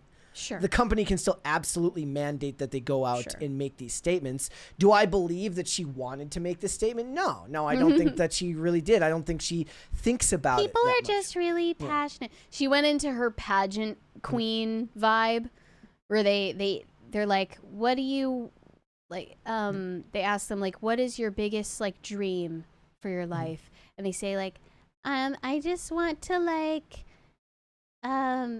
world peace. That was the days were better when the pageant answers were bad. So she went into her pageant winner mode, and she was told to use that wording because Henry Cavill was on the homework, and it's not really working for her. But I appreciate that she's at least trying. Well, here's the question that people are then going to ask you: do you want them to bend the knee, or do you want sincerity? Because you can't have both. In this case, you're not going to get a sincere answer from her, because what she wants is to save the box office for this film. The pragmatic side of me says, good, she's doing the right thing for the good of the film. It's too little, too late. But this is behavior that would probably be encouraged. But the real encouragement would be to make sure that they don't get themselves into this position to begin with. Maybe some of these stars should be promised box office returns instead of a big paycheck up front. I mean, that's how their agent has to work that into their contract. That's Scarlett Johansson talked about that with the release of Black Widow. It would stuff help. Like that. It would whip them into shape. Also, we're not talking politics here. We're specifically talking about somebody who came out and denigrated the source material that was based on, and then weirdly said later that she loved it after saying that she hated it. Yeah, Remember that? the rant that she went on about Trump supporters was just adding insult to injury. Like, it was already over for her at that point, and she just thought, like, F it, I'm just going to write an essay on Instagram right now. And then you go into, like, it's like the Alan Richson. Like, do I think that people aren't going to watch a Reacher because Alan Richson doesn't like Donald Trump? I mean, it might hurt it a little bit, but the show was already doing fine. Yeah. And here's the thing. Most people in this space love to be able to prove that they're unbiased, right? So it's like, it doesn't bother me if Alan Richardson is a raving liberal lunatic. That's fine. He's allowed to be that person, and I can like that show regardless. And most people that I've seen, there's two sides to this coin, which is some that say, don't give money to people who hate you. And that's their business model. And they use that as a rallying cry to get you to support them. Or the people who say, you know what? You can say what you want as long as the art is good. I don't care. And those are kind of two sides of the same coin. The third camp is the person. Now, what if Alan Richardson came out and was like, you know what? Reacher is a freaking loser, and I hate that guy. What would Alan Richardson need to say Yeah. for you personally to stop watching the show? I mean, it wouldn't matter now. The show's good, so You would just keep watching. I would just keep watching it. Like if he had said it towards the beginning of it, I don't know. You might have never given it a chance before, but Yeah. now that it's He could have denigrated Tom Cruise. He's been like, those Tom Cruise Reacher movies were horrible. I'd have been like, fuck you, man. Well, I still plan on giving Snow White a fair chance, and I'm probably gonna hate it, but I'll at least hate it and have fun hating it. All right. Let's read some Go super Super chats. Shane H. Wilder said, "Happy Taco Tuesday, Brett and Mary. So just when you think you can't hate A24 enough, they announced they are making a live-action Barney movie. WTF?" Yeah. Yeah, I guess Ayo Edebiri is starring in it, and I was wondering, like, are they gender swapping Barney right now? I wonder. They're gender swapping Barney. But is that supposed to be some kind of ironic thing? I imagine It's like ironic Barney. Is it going to be like Not Barbie, Barney Is, movie? is it like A24? So it's some auteur, avant-garde Barney, avant Barney. It's like the man inside the dino Oh God. suit. But it's actually That's- a woman that's of color. I just destroyed your will. How to many live. circles of hell are there? 9? 9. If there's a 10th circle of hell, it's whatever you just suggested there. Fact check me on that, y'all. Yeah. High Voltage 75 said, "Mary, have you tried the birthday cake churros yet? I plan to if I get Taco Bell tonight, which I hope I will. But I've told myself I'm only going to do it if I get the nachos." Rhaegar Targaryen says, if Reacher said Mortal Kombat 1995 was terrible, I would have been offended. I would have been offended by that too. Not that John Stewart said, "I agree the new churros are mid." I've been hearing this, but I'm only going to get one. I'm not going to go crazy and get 2 of them. Do you one know, more. I would like if they just had normal churros, though. Force Geek said, "Where is that Epstein list?" It's on Pam Bondi's desk. Just sitting on her desk. I like the idea that she like spills coffee on it by accident. Oops. And they don't have another copy. It's like, it's like SCI, sensitive, compartmentalized information. And she's just over here like, Mm-hmm. and like at the top of the list is like some name. It's like Trump. Like no, it's like Hillary and Bill Clinton are right there at the top of the list. Don't come for me. Don't come for me. I was kidding. He was just joking, y'all. And she spilled her latte on it. And she's like, "Oops, we don't have another copy." Kash Patel fires her because of it. He can't fire her, but yes. All right, let's hold off on the rest and let's come back Yes. after the fact. It is award season in Hollywood right now, so all of these celebrities are flocking to the red carpet events, and they show up for these interviews on the red carpet, probably already tipsy, and they're not even that great when they're sober, but then they're served up the most enticing, juicy, scrumptious little bait question, and they always take the bait. So the most recent example of this is Natasha Lyonne on a red carpet, presented with a question about Donald Trump and what his victory means for, like, the country or for Hollywood or art or something. I don't even know. It doesn't matter, because she just took that question and ran with it. and launched into this really bizarre rant with, I assume this is what she's trying to pass off as her real accent, like her actual affect. It comes off as very fake. And it just kept getting worse and worse until she said, "Won't someone think of the children who won't have access to abortion?" Here we go. Let's just dive right in.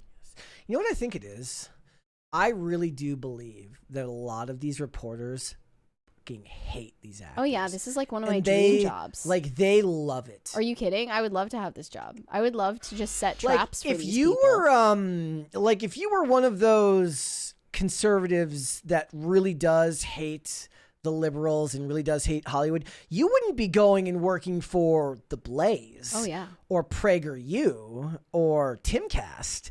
You would go work for Variety and you would go undercover and you'd be like, so what are your thoughts on this? And then insert whatever divisive question. Like a banana peel. I'm imagining there's somebody should actually make a movie about a guy, one of the things that Hollywood loves to do is valorize reporters who go undercover and they expose corruption. Make a movie about a really, really petty, self-serving journalist who went to school with some actor that got famous and goes undercover as a liberal journalist just to feed him questions and ruin his career. Yeah, I like it. Make that movie, okay? Or if you're a conservative and you're trying to make movies, all you conservatives are talking about that these days. You can take my idea. Mm-hmm. It's a great one. All right, here we go. Let's listen. Ah, wow, what a guy. A guy? Well, when the orange drips, it's very weird. Is she on to drugs? Have, a showbiz guy in charge is surreal. I mean, because, I'm actually pretty horrified by how strategic and effective this whole thing has been. And accidentally complimenting I think the Trump there's a admin. real... He should make a campaign ad where he just cuts it right there. I'm horrified by how effective and strategic the Trump administration disconnect in all of the noise around the individual. This is one of those things where you're you're about 30 seconds into this and she knows she has nowhere to go with it.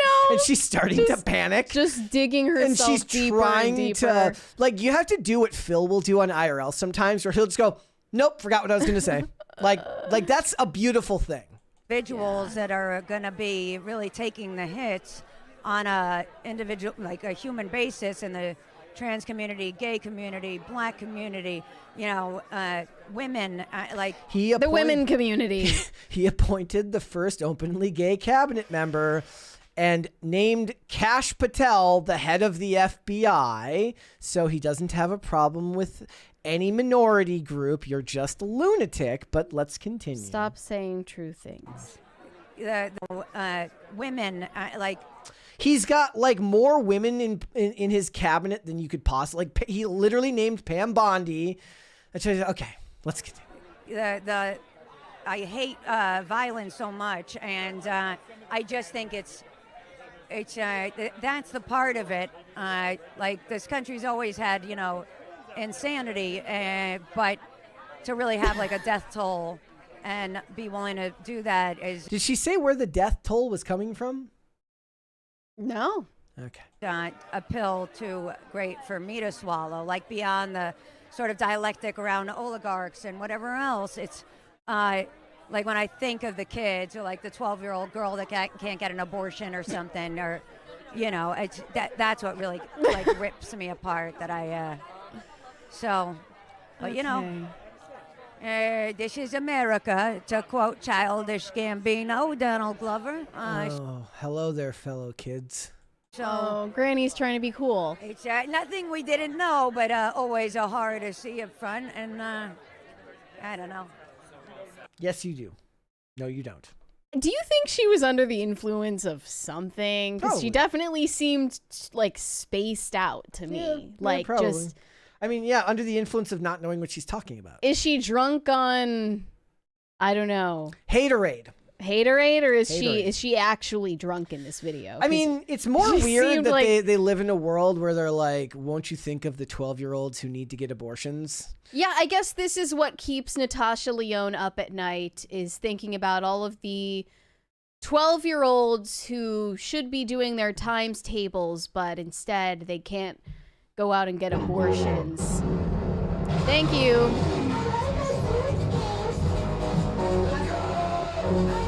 Great timing. Again, we're having good luck today. Yes. Okay. So, obviously a lot of people were clowning on Natasha Lyonne for this video. It went viral, and she felt the need to clarify her earlier comments with even worse comments. Impressive. In a Bold long strategy, Cotton. Yeah, in a long post on X, she said, "Not my eloquent best, I grant you. To clarify, I meant to say that in many states now, if a young girl is raped, even by a family member, she would be forced to have that child against her will or risk going to prison longer than her perpetrator. And yeah, I think that's about the darkest way to destroy a young woman's life and autonomy. And I say that coming from a place of firsthand experience." I don't know exactly what she's referring to there. If It's she was the- pregnant at 12, but It's the doctors Okay. that get in trouble for performing illegal abortions. there is too much unnecessary and violent shrapnel happening to our most marginalized groups and total fear of reprisal in speaking up. Heck, I'm scared too, but more than fear of personal ridicule, I fear the unmitigated glee of mob mentality. The kind that leads too easily to dehumanization and the disintegration of our collective moral compass. As an empath, I struggle to find the words to articulate my heartbreak for the rising toll of individual human beings presently tangled in this risky political power play. Perhaps naively, I always envisioned progress as an empowering endeavor, working towards healing and understanding, with the goal of becoming a unified nation. Are you ChatGPT? Okay. Our great strength and defining characteristic ought to be in priding ourselves on protecting our most vulnerable. Oh, you mean like actual babies? Like the actually most vulnerable people in society? The unborn babies who are being mass slaughtered? Oh, not them. Okay, you meant yourself. Rather than high-fiving as we dismantle basic ethics and equality. See you next time on Showbiz Libtards with hot woke takes. But speaking as an abused kid who's lived a lot of life, both on the skids and at the top, I guess I just don't know how to stay silent despite the awareness that these days it's increasingly risky to be honest and can lead to muddled answers when caught off guard. Probably not a great sign that free speech is really free, even if a rambling, loquacious riffer like yours truly clams up in the face of a real deal question at some frothy workplace event. That's all, folks. Is she talking about Donald Trump? Because he gives more like space to questions than like any administration. I think is trying to be self-deprecating and saying that the question caught her off guard and she just started mindlessly rambling, which we knew already and didn't need her to clarify. But this was her little creative writing exercise that she offered to clarify her earlier comments. And, you know, abortion is a really important issue to her that occupies a lot of the forefront of her mind. And it actually comes out in not only her public political commentary, but also her work as an actress. Not in American Pie, but in 2016 horror movie Anti-Birth. This stars Natasha Lyonne and tells the story of a woman named Lou, a hard-drinking, pill-popping, bong-ripping party girl who discovers she is pregnant with an unexplained, highly abnormal pregnancy. As her due date approaches, Lou experiences fear, paranoia, and conspiracy theories about her own pregnancy. While the film doesn't directly address the topic of abortion, it explores themes of desperation and a loss of control, which can be seen as indirectly related to the broader context of reproductive rights.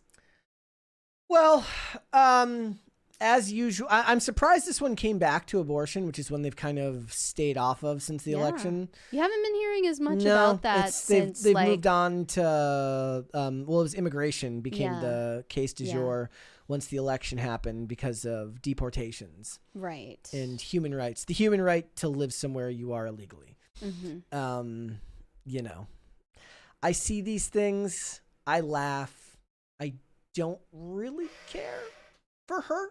Because when I hear most of it, I just think that it's somebody who's been fed thing is, most people don't understand that they're being fed a lot of this stuff, and they're kind of like it's like shooting fish in a barrel to these journalists to just feed them questions that are going to get them into trouble. So easy. Vibe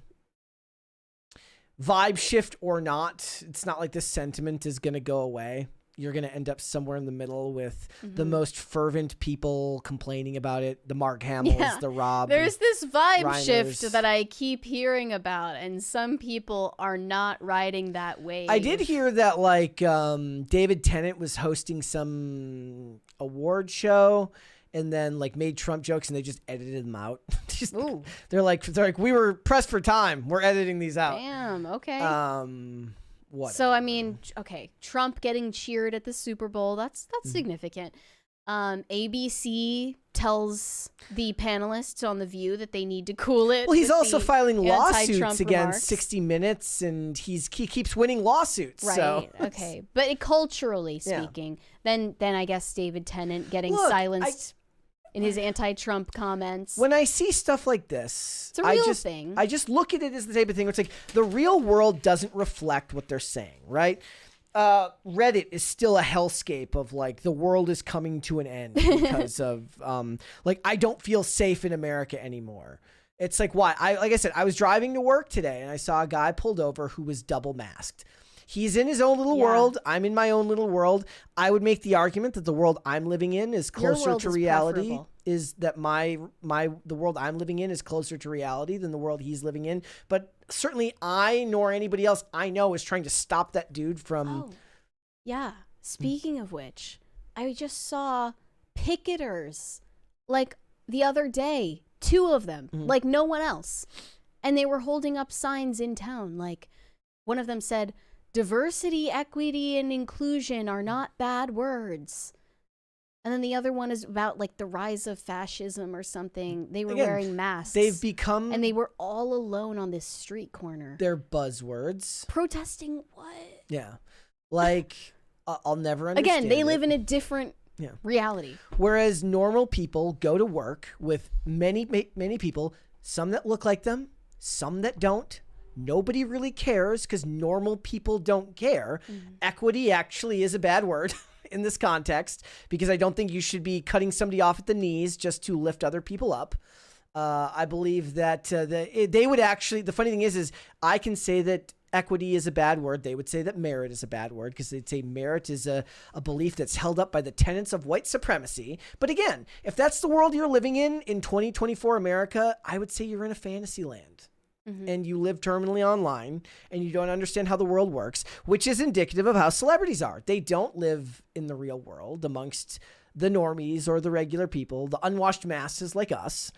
So I see this stuff. She just picked her pet issue and decided that that's the one she wants to focus on. Again, she pointed out, she said somebody getting in trouble for an abortion. No, it's the doctor that gets in trouble for illegal abortions. Well, sure, yeah. And I think that the main difference now is that the left is kind of policing itself, and I've seen several examples of people firmly on the far left who are speaking out about the problem with their own rhetoric. They're telling each other, we need to stop scolding people. We need to stop being so annoying. We need to stop coming at people with authoritative, maternal language. We need to stop school marming. It's getting really overbearing. We need to reel it back, and we need to focus on working class issues instead of pet issues that affect 0.01% of the population who have a special identity group. They are self-policing right now. They are recalibrating right now. And I've noticed a lot of these embarrassing clips of, Hollywood celebrities saying things that are outlandish like this, they're not getting defended. Like they're just being like kind of thrown to the wolves at this point, and it's nice to see. It's these are the risks that both sides run into. I would say for that, collectivism runs too deep in leftist ideology for that to stay true for too long. Like you said, they say we need our own Joe Rogan, except for the moment that they find one, they'll just yell at him and tell him that he can't be the left's Joe Rogan because he's gonna ask too many questions. Dude. And be too inquisitive. The left has a Joe Rogan. It's Joe Rogan. The right is going to fall into purity spiraling, and they're already doing that right now. They're purity testing each other on Twitter over whatever issue it is, whether it's Elon Musk's baby daddy status, amongst any other things. But both sides, what's the saying? It's snatch defeat from the jaws of victory. Both of them like to do that. Yeah. And I laugh at all of them. Well, the world keeps turning. Yeah. All right. Pop Culture Junkie said, is there any connection between Kathleen Kennedy retiring and the potential embarrassment of discovery in the Gina Carano trial? 2 sources say yes. I mean, maybe, maybe that would be interesting. I mean, whatever comes out, like, I mean, would she be like, what was the story you said? Like Gina Carano said she met her and she was. Yeah, she said that she had a meeting with Kathleen Kennedy. She walked in.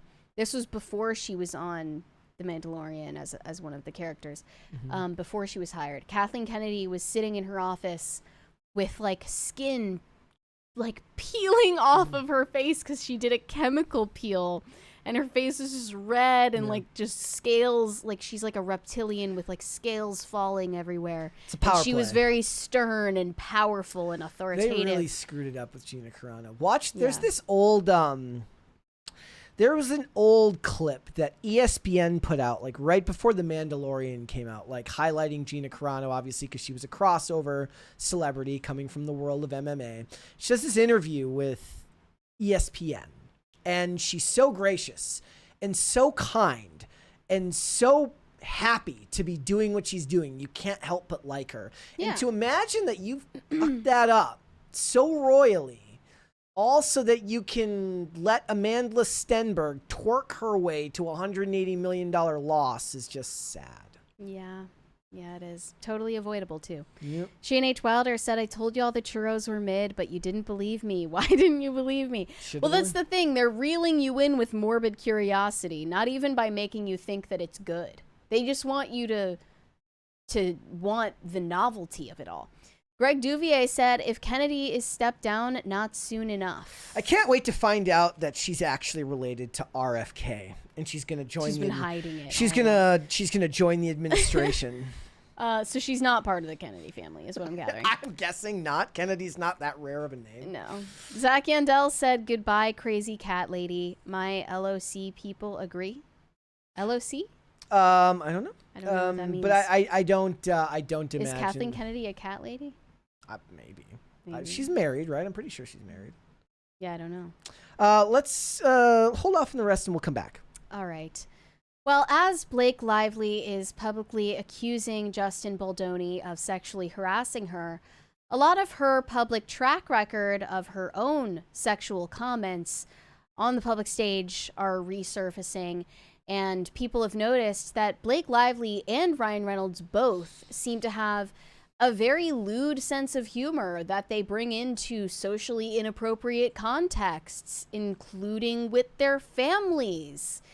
And it's just getting a little bit hard to believe at this point that Blake Lively is this prudish little nun, innocent little lamb who can't handle filming a sex scene for a movie without an intimacy coordinator present to protect her little fifis.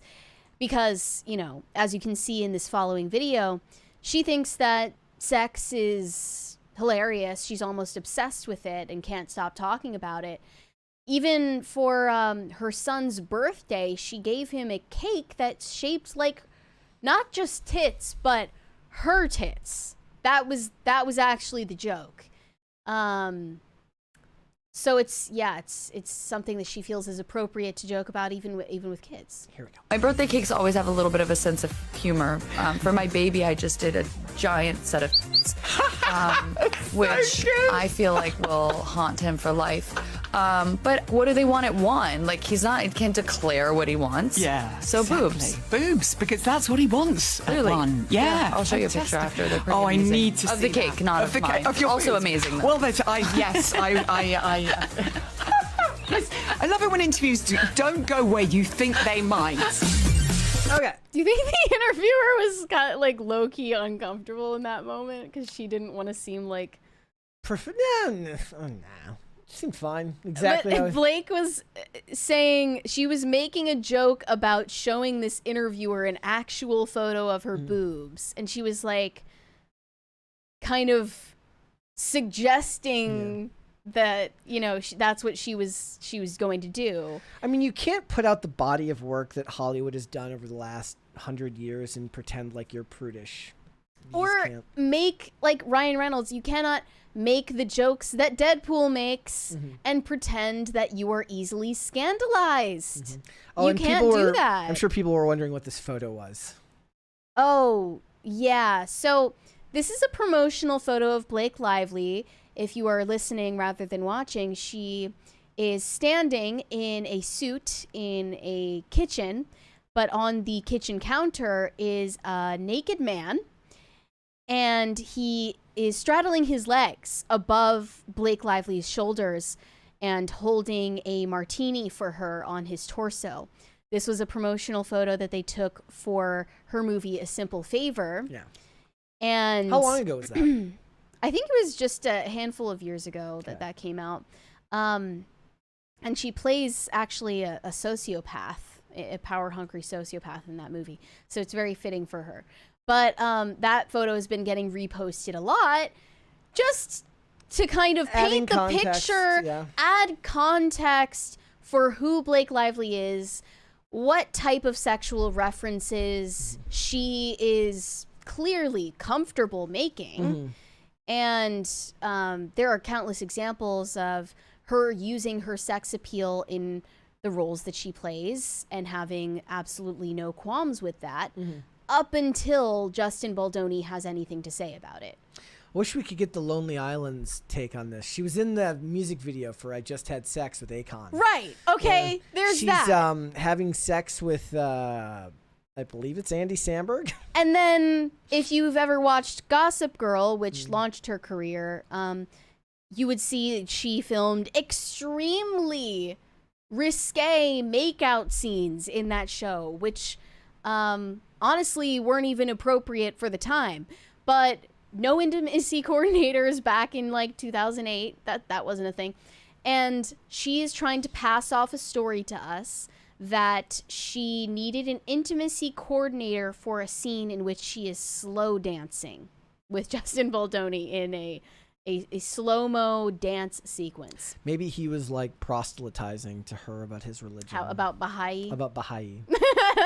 And that's what really needed to be coordinated. She's like, in one ear it's him talking about Baha'i, and then Madonna shows up and starts then- talking about Kabbalah. And on top of that, she is, provably texting Justin Baldoni her ideas about this movie and the script that she wants to write in it. For the rooftop scene in particular, she's making references to being a ball buster and no teeth. And how these lines that she's delivering are just so yummy, and she's using very suggestive language. I mean, it's but cringe is what it is. It's cringy, but we're still, again, supposed to believe that Blake Lively was not inviting any of Justin Baldoni's overfamiliarity in this scenario. I just don't buy it. Dude seems like a Boy Scout, so any other guy probably would have actually happened. But Right. He's kind of a Boy Scout. He's like, she found the one guy in Hollywood who actually loves his wife and kids. And Yeah. she's like, damn it. Well, I mean, ironically, the Baha'i religion, it despite being inherently feminist, still has some traditional values about family, and they forbid premarital sex and things like that. So he might come off as a little bit traditional, even though he's a little bit woo-woo. He's a little woo-woo. There was also a clip of Ryan Reynolds that was getting a lot of attention recently where he admits on television that he sent his own family his own dick pic, basically. But it's the digital age, so it's like, you know, my dad took, I mean, hundreds of thousands of photos, but not of us. You know, it was like we'd have these family dinners, and he would sort of, you know, right when the digital cameras came out, you know, it was also in perfect concert with when internet was dial-up. So he would take about 100,000 photos, and then at night he would get online on the dial-up and email them to everybody, and you'd have, and I'm not joking here, you'd have like 400 or 500 pictures of a blurry meatloaf. And, Really? and it would take you know, the gross domestic output of most countries just to download all of these horrible files. And I remember I was a terrible child. Let me preface it with that. I was about 18 years old, and in the middle of the dinner once, I grabbed the camera and I went in the bathroom and I just took a picture of my penis. Yeah. And I just wanted to see if he would naturally edit these photos at some point. Nope. He What? emailed He it out. sent it out? Yeah. So I think there's one day. Well, that's what happens when you batch send. Probably didn't even see it. I hope it doesn't happen, but there's a penis picture of mine floating around somewhere. Well, guess what? We found it. What do you think this is? I never. CVMA doesn't mean. I never understand. triplets. I never understand. I've heard of people who are like, you know, like sexting and stuff, and they'll like send a picture of a penis. I can't think of anything more threatening to send a woman than a picture of a penis. He's right about that. Okay, wait a minute. You thought it's threatening to send a woman a dick pic, but you didn't think it was threatening to send the dick pic to your own family members? In a mass email? Yeah. I mean, if I had to bet, that story's not even real. Look, I'm sure that it's not, but we're talking about a couple that is now pretending to be Amish. Yes. Okay? Like, that's what I find so rich about all of this, is like, there's a treasure trove of evidence that both of you are perverts, and now you're expecting us to believe that you're like basically like the prude couple of Hollywood. Like the two last prudes in this entire industry are Blake Lively and Ryan Reynolds. I mean, I don't believe it. If perv is like a scale in Hollywood, I don't even think they even rate that high. Like in Hollywood, no. But in terms of what normal people say and what normal people do, that doesn't seem like normal behavior to me. And just for the sake of casting some kind of contrast here, I saw an insider who worked on It Ends With Us give an anonymous interview to Daily Mail somewhat recently in order to come to Justin Baldoni's defense. And she said, "I got so angry hearing these obvious lies that I felt compelled to speak my truth. He cared so deeply about this movie, it's absolutely ludicrous that anyone could ever say he was anything other than polite, respectful, caring, and professional during the process. I have text messages that show just how sensitive and thoughtful that he was about it. His friends, family, and coworkers know the truth, and at the end, the rest of the public will too." You know what it is? They also said that he was just like the most sensitive about filming the sex scenes. Like he probably was almost too sensitive to everyone, too accommodating to everyone on set about filming these intimate scenes, because that's a treacherous territory in movies these days. So I find it hard to believe that he was like, I'm going to use this as an opportunity to grope my co-star. Ha! She said that she was saying that she's going to like inspire a second Me Too. No, he's going to accidentally inspire people to believe that male feminists aren't creepy. Right, which like, I think is a travesty. Yeah, he's like the one actual He's doing male feminist. serious PR rehabilitation for male feminists right now, and I hate it. Yeah, like that's the problem. Like a bunch of men are going to get away with a bunch of stuff because women are going to be like, oh, but that Justin Baldoni guy, he was a good egg. Yeah, and I'm question to maybe the women in the chat. Do you find Justin Baldoni attractive? Because I don't really get how his brand is being the hot male feminist. I don't think that he's attractive. Yeah. Am I wrong? Is he supposed to be like conventionally handsome? Olivia, your answer is required to be no. Olivia, your answer is required to be silent. She knows too, because she's the one who got me to watch Jane the Virgin. So I knew his wife as an actress before I ever knew who he was. Yeah. His wife was one of those, like, if there ever was a spy show that required like conventionally attractive Russian woman, she was basically always cast as conventionally attractive Russian woman. Well, I just took this opportunity to point out that Blake Lively is a sexually liberated, empowered 21st century girl boss, and she doesn't need anyone to protect her from the lecherous likes of Justin Bolzoni. She can do that herself. She can do that her very own self. Okay, let's finish up these super chats. Zach Yandel said, do you think anything will change for Lucasfilm if Kathleen Kennedy leaves? Do you think that Kathleen Kennedy getting replaced would be a vibe shift there? I mean, it would take 10 years for people to regain trust in a franchise like that. And look, the main demographic there is aging out. Like, they're getting into AARP territory. So time has come and gone. Pop Culture Junkie said the only connection between E.T. and Lucas was that Lucas was producing Raiders, and Harrison Ford's wife at the time, Melissa Matheson, wrote E.T.'s first draft while on location. Okay. I guess Lucasfilm did not have anything to do with E.T. Yeah. Greg Duvier said Marvel should have taken 1 year off minimal after Endgame / Spider-Man 3. Do you agree with that? Yeah, I do. I really think that, and no shows in the interim. Like, I think really the issue here is like there's just no excitement, and people complain all the time about like homework, right? They're like, somebody's like, it's only 8 episodes. I'm like, yeah, 8 episodes at 50 minutes long, bro. Yeah. If you knew what fraction that is of your total lifetime. Somebody's like, you can knock that out in the afternoon. I'm like, what the fuck are you talking about? Pardon my French. What the fuck are you talking about? I can knock that shit out in an afternoon. What afternoon? Like, bro, I got shit to do. But in general, like, when you're making movies, unless it's a sequel to a movie that was in the theaters that made a bunch of money, the goal is to send you in there with exactly 0 homework. Yeah. 0. Like, so when I made the video about Captain America Brave New World and stuff right now, and the Hideo Kojima stuff, I said, look, the X-Files movie, the first X-Files movie was great. X-Files Fight the Future came out in 1998 after 5 seasons of the show. Well, guess what? I didn't watch the X-Files TV show till I was much older. I was an adult when I watched the X-Files for the first time. But the movie I saw when it came out, and I loved it, and I thought it was fantastic.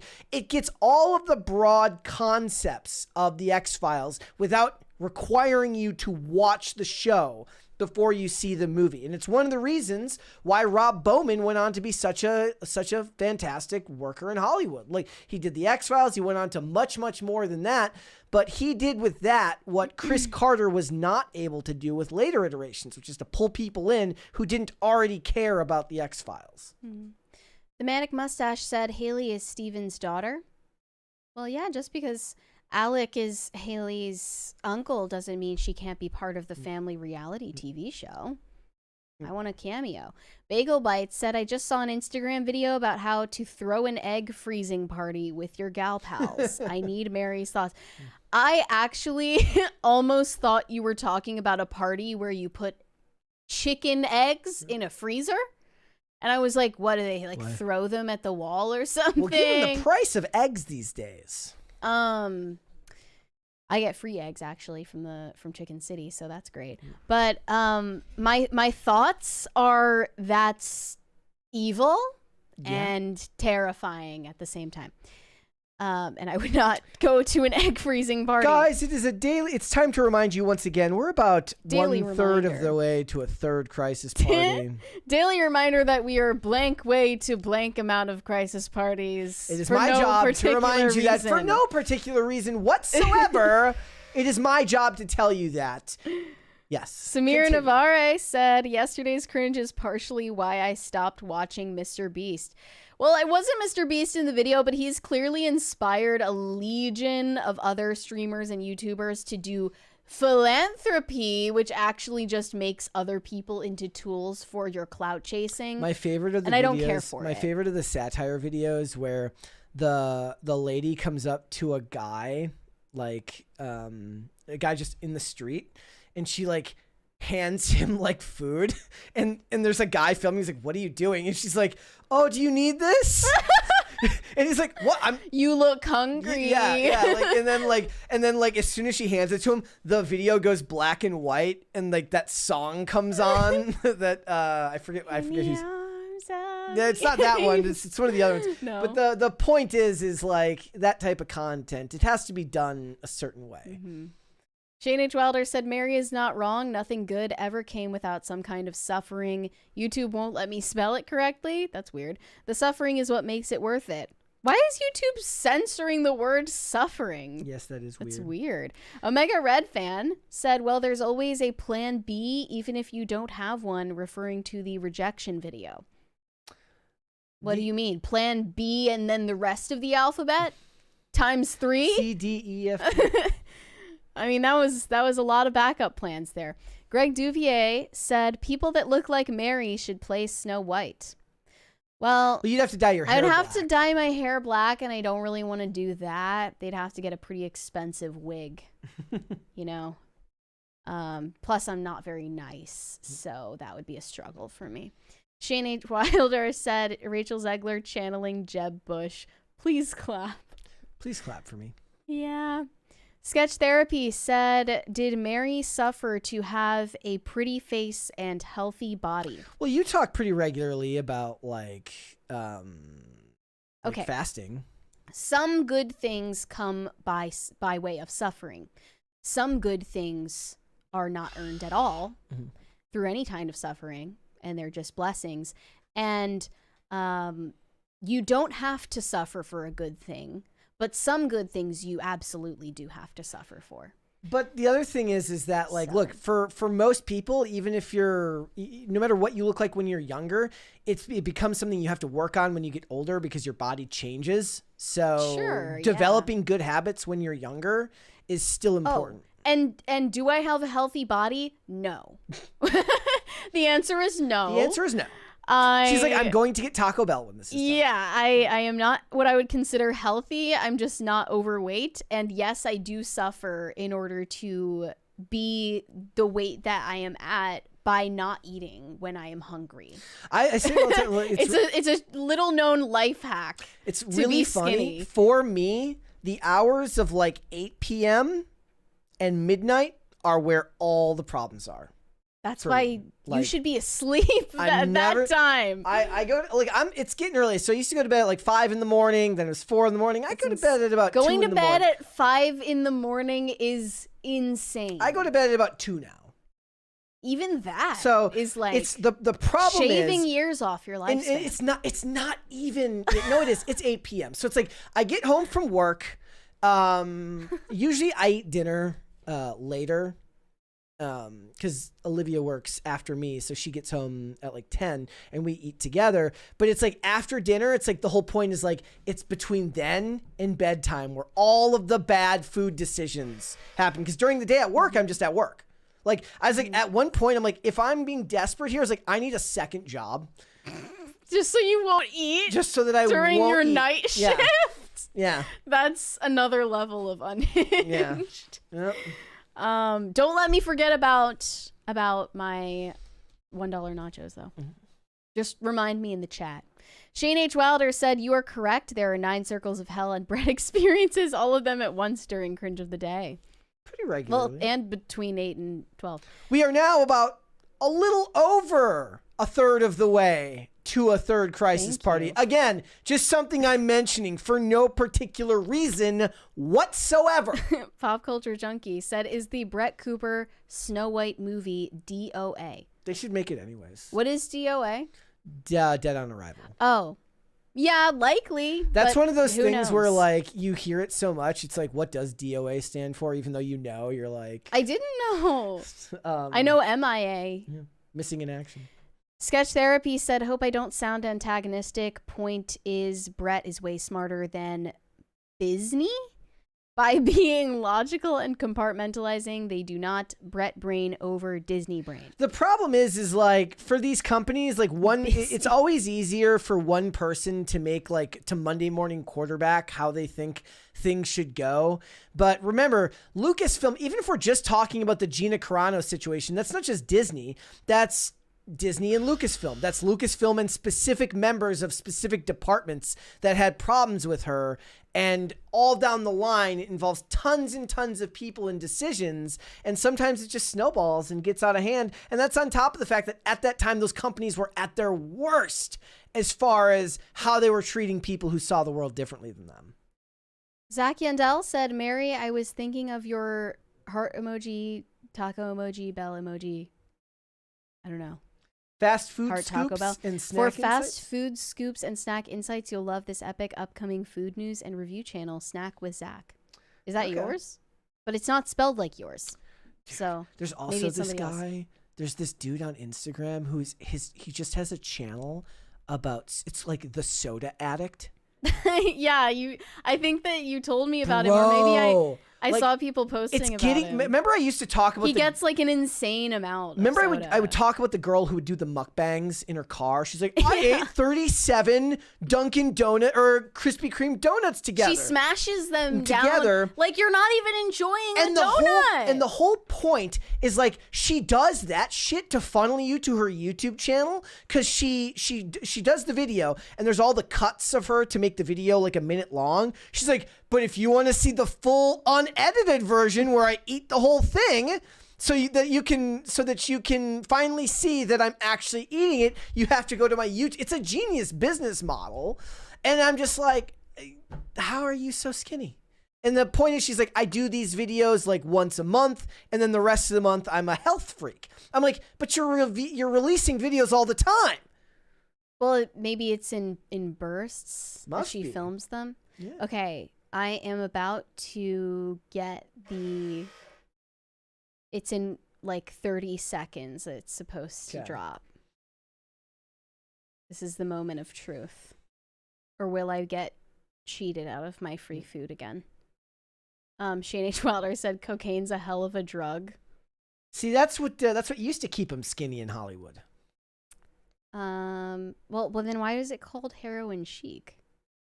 I've never understood. Again, I wasn't alive at that time when heroin chic was a thing. But cocaine, like it never, like I never understood how heroin kept you skinny. But I guess are they just not eating while on the heroin? I got it. I think. Got it? Or did I? I don't know. It told me that I got it, so I'm hoping it worked. Dinkus Khan said, for the Taco Bell Tuesday fund, live Moss. I am living Moss. She's living Moss. Believe me. We are getting closer to that third crisis party, guys. Thank you for the update. I almost forgot. Pop Culture Junkie said, I was at a network conference talking to a TMZ executive producer. Is that what it's I'm meant? guessing. After a couple of drinks, he told me that they had a boot camp for their freelance shooters of how to bait celebrities for juicy sound bites. Mary's dream job. I want to go to the TMZ boot camp. Sign me up. That sounds like so fun. They must know like some real psychological tactics. It's in the way they say it. They even say it in like a weirdly condescending and combative voice. Say what? Hey Justin. The TMZ ones? Yeah, they're like, so hey Justin, so what's going on with the Blake Lively lawsuit? Oh yeah? Oh, you I thought you were talking about them going up to Justin Bieber and asking him, and he'd be like, I don't know. Like, hey Justin, why are you looking like shit these days? Like, why are you divorcing Haley? Bro, why can't you grow a beard? And then he'd be like, I'm not getting a divorce. And he's like, oh, that's just what I heard. Sorry. Yeah, I talk to a lot of people right before they get a divorce. They always say that. Yeah, right. They always have a rebuttal. Shane H. Wilder said, never mind. She said she's an empath. She's not high. She's just R-worded. Yeah. Mm-hmm. anyone who calls himself an empath is actually a sociopath.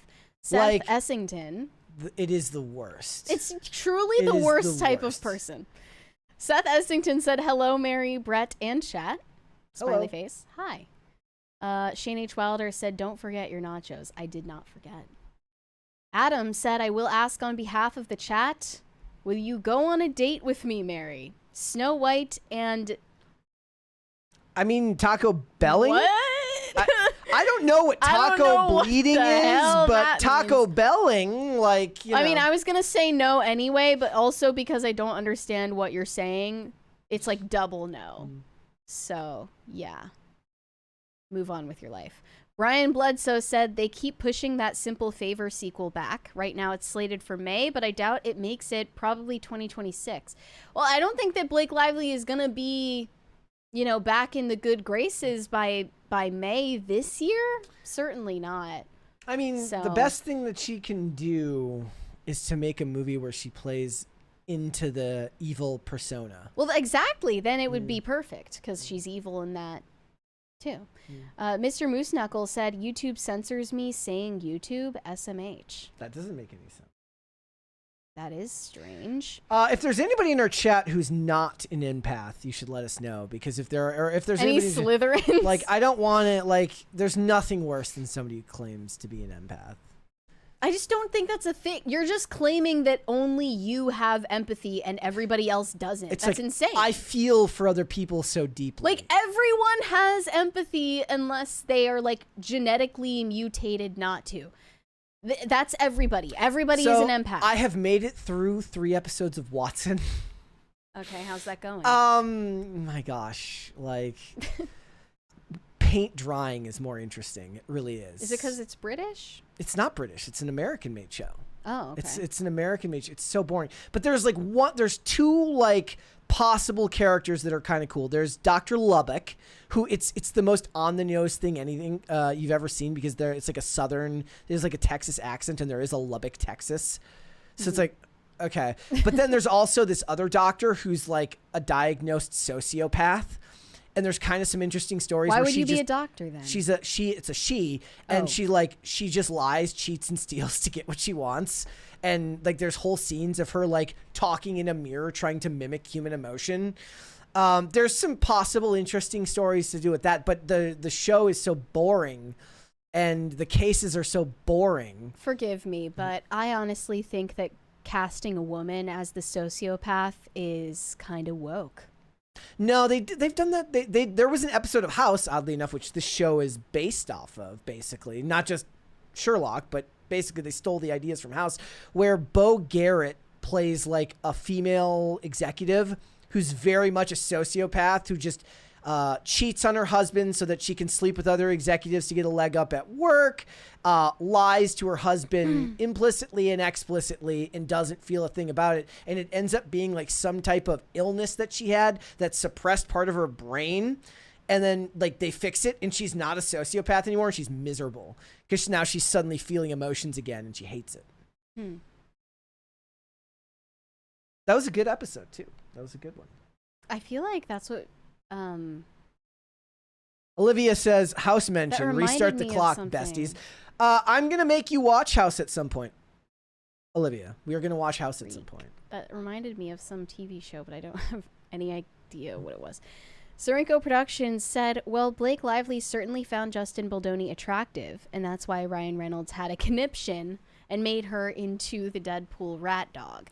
Think she ever asked Justin Baldoni to put on the Deadpool costume? It was a sensitive time for Blake Lively. She had a baby and she felt fat, and Ryan Reynolds was out working all the time, and she has this hot guy who's like paying her all this attention, and he's just like, and he's so emotional. I imagine she saw that and was disgusted. No, I agree. I don't actually buy the affair story. Yeah, that some people are saying happened, but it's like not out of the realm of possibility. I see her looking at a guy like that and being disgusted. Now, there's probably plenty of well-adjusted women who look at him and are like, wow, I wish I could have a guy like that. But somebody like well, I'm not well adjusted. all I'm saying if that's is, well adjusted, I'm crazy. I'm saying, well, he's married, he's got kids, he seems to be devoted to his wife and kids. Sure. Leave the the other weird what's the religion? Shit. Oh, the Baha'i. Leave the Baha'i out of it. Whatever. Okay. Like I'm sure there are plenty of women who are attracted to that. Hollywood power players, not so much. No. We have a 20 from Mr. Moose Knuckle. What do you guys think about psychics/mediums go? Have you visited one? No. Would you? I wouldn't believe it anyway. I like I said, I'm prone to magical thinking, but I'm also aware that it's a carnival trick and that they're cold reading you and it's not real. But I do love the show The Mentalist. And I love the show Psych, and better than all of them. So, well, okay, that's not true. I love Ghost Whisperer, which you should all go and watch. It's a great show. I think some of them are legit. Most of them are not. That's my personal opinion. And I think that when you're going to a psychic to find out about the future, you're going to a medium to talk to dead people. Actually, that's something that Justin Baldoni claims he can do. You are tapping into knowledge that doesn't rightfully belong to you, and you're going to get cosmically struck down for doing so. And I think all of them are charlatans who are using your own emotions against you. And you should avoid them. Okay. Well, I'm going to say all. She's going to say most. Either way, you should avoid. It seems like the advice is to avoid them anyways. Right. Whether you believe they exist or Same not. conclusion. Yeah. Adam said, for taco, thank you. J. Mo said George Lucas should have never sold, ruined the Star Wars legacy in the long run. Yep, a lot of people. Well, I mean, he said that it felt like a divorce. Like he needed to get a divorce from Star Wars, which is kind of dark. Well, he's like he'd been part of his life for so long. He just needed a clean break. Yeah. Carnell says Brett recommends. Yeah, technically, I just gave you 3 show recommendations in very fast succession: Psych, The Mentalist, and Ghost Whisperer. You should watch all of them. Brian Bledsoe said, Brett, why didn't Disney put some episodes of Falcon on ABC? Not saying it would totally help the doing homework problem, but I think it could help. They might have actually done that with some of them. I know they did some of those things as ABC releases. I don't think it would matter anyways because nobody's watching regular TV either. The thing is all of these shows were born out of the COVID streaming bubble. That where, the theaters weren't the business model at the time. All of these companies went all in on streaming services, and here we are. Zach Yandel said, not my channel. I like plugging channels I find. Okay, so it just happened to be somebody. You should do that for us in other people's YouTube chats, by the way. We have another 20, I think. Or no, is that one already read? Okay, we're good. Shane H. Wilder said, if you got it, it should show up in your rewards. Yeah, it sometimes takes a few minutes for it to actually show up. So I was worried that I got some kind of glitch happening. The Manic Mustache said, quick dieting advice. I don't start eating until 8 p.m. I'm in bed midnight. Stay hungry, my friends. This is literally my strategy. Most days I eat one time in the entire day, and it's at night, and that's it. And it's like, as long as I know that that's the rule, it's like not hard to stick to it because there's no variation ever. I'm just okay with being hungry during the day. I'm just gonna start walking across town till 1 a.m. You're gonna get killed. Not where I live. Big Dave sent us 99 cents without a message. Thank you. Shane H. Wilder said, psychics/mediums fall into 2 camps: con artists and people who commune with demons. That's basically where I'm coming from with that. Yeah. Well, the information doesn't come from them if they have any. In my experience, con artists are far more common, so we'll just go there.